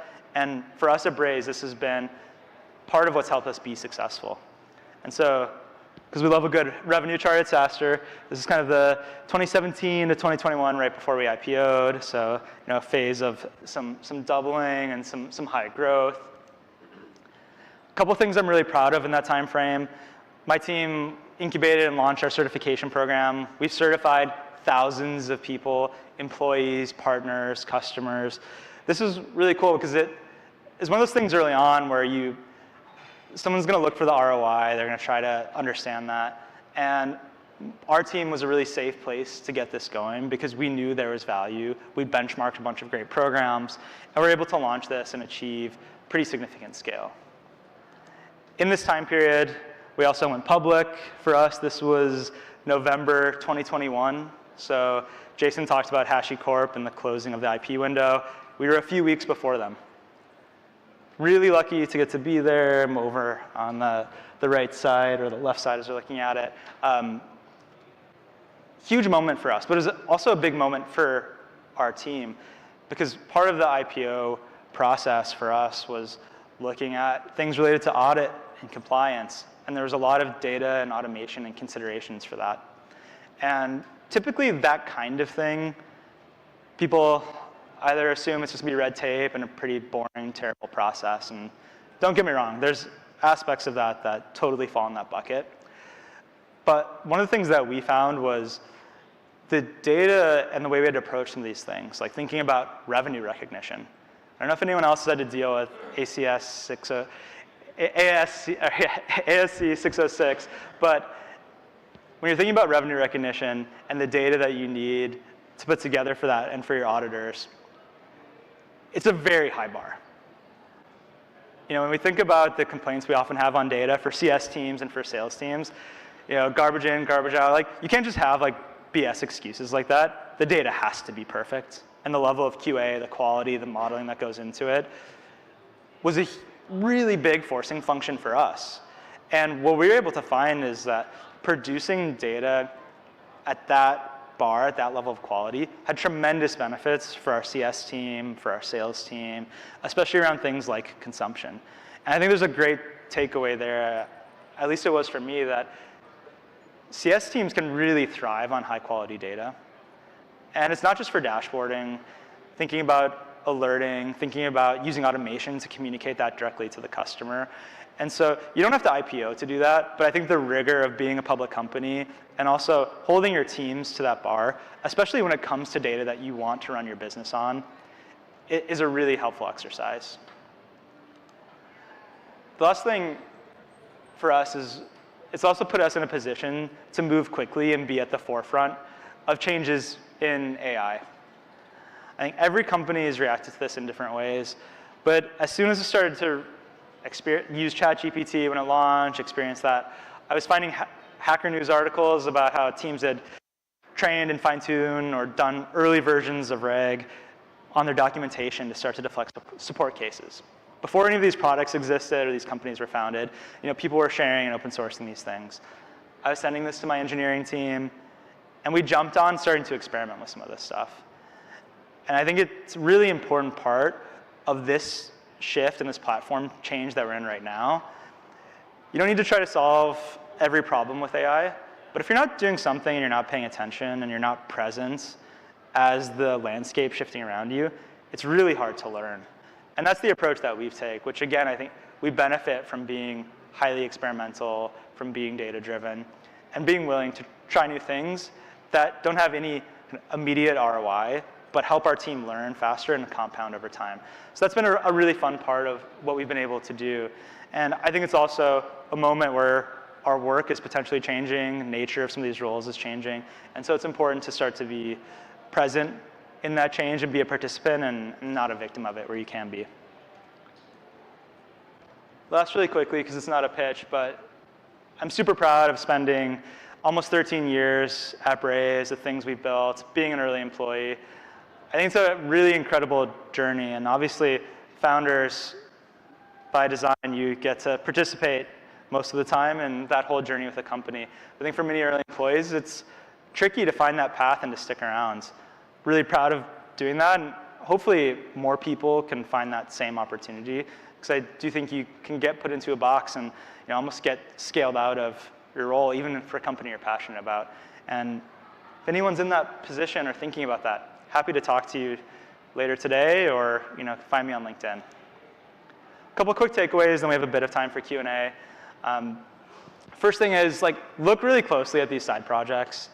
I'm pretty skeptical of customer-facing roles being able to really successfully do this at scale. There's absolutely incremental gains you can get, but if you're expecting a CSM with a big book of business who's really busy fighting fires to go radically change some process or improve efficiency, I think you're a little delusional, and so I'd really carefully look at that and think about how you can actually measure that and who should be responsible. Because if you take all those little bits of 20% time, you might have pretty close to a team to go do that. And so just think about what that time allocation and resource allocation looks like. 2, where you can, even as you scale, keep bits of that DNA, whether from being a small company, whether that's people on the team, whether that's building a team that's kind of creating some of that innovation. I think there's just a ton of value to that. You absolutely need to do the things at scale. You need leaders who have seen the movie before, who know the big picture, who have scaled revenue massively. You need to do all the things for audit, compliance, everything in that book. But there are different ways to do this, and I think it's a really sad thing when a company loses the innovative mindset that helped get it where it is. 3rd, really think through your vision and what you're looking for, whether that's in a technology platform, whether that's in a data system, or it's in a role that you're hiring for. And then finally, and I think there's just a ton of value here, is try to learn from history where you can. The news, the whole cycle that we're in right now is super noisy. There's value there, like I said, for sure, to be present, but be close to the technology. If you're gonna spend time doing something in AI, don't be listening to the talking heads. Try to learn it, get close to it, develop yourself rather than getting lost in the noise. If you want to learn about and spend time reading something, go back and look at some of the prior waves. There's a ton of great books. Some of them, much more practical than paper mills, maybe a little bit more relatable. Bill McDermott's books is great on the history of Xerox and the platform change from document management being about printing to scanning and being computerized. His experience at SAP, go out there and look, find something that really speaks to you, because it's definitely out there and will help you learn and kind of contextualize the change that we're happening now, which could be that big macro change, or it could be a micro change of something you're experiencing as you scale. And with that, I'm a little over time, but we have a little bit of time for questions.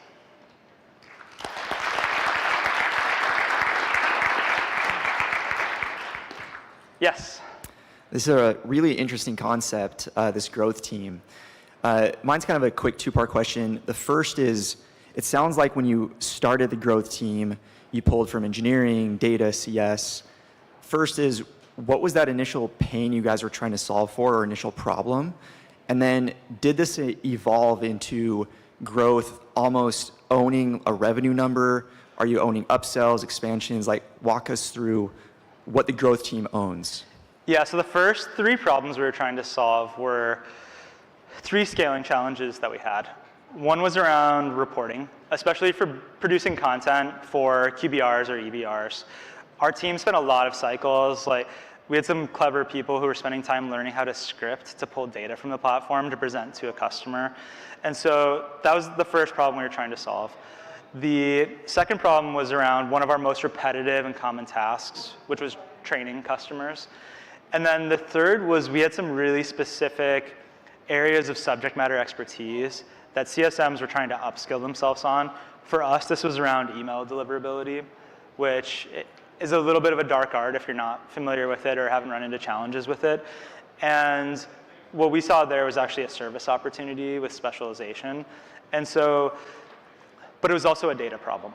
And so those were the 3 areas that we focused on. We took, like I said, 2 CSMs. They built out our initial e-learning. They actually used Braze as a marketing automation solution to automate many aspects of our customer lifecycle. They started hosting webinars as a format for onboarding. Just a bunch of stuff. We were really trying a lot to see like how we could educate customers at scale and reduce some of the effort in that part of the lifecycle. Then we used the engineering and data people to start to build out the reporting infrastructure, which for us was actually like a pretty deep build. We bought Snowflake, we bought Looker, we built out that data model and reporting infrastructure. We built data pipelines on email data, created reporting, hired a person into that role. Actually, with some clever ways to validate the product market fit for that professional service. But we built a real offering customers could go buy. And so something that had been a really painful part of our process, customers were now paying us to go solve, which was great. So we turned something that was a real struggle into an opportunity for us. So that was the starting point for us. And like I said, the team's taken a different shapes over time.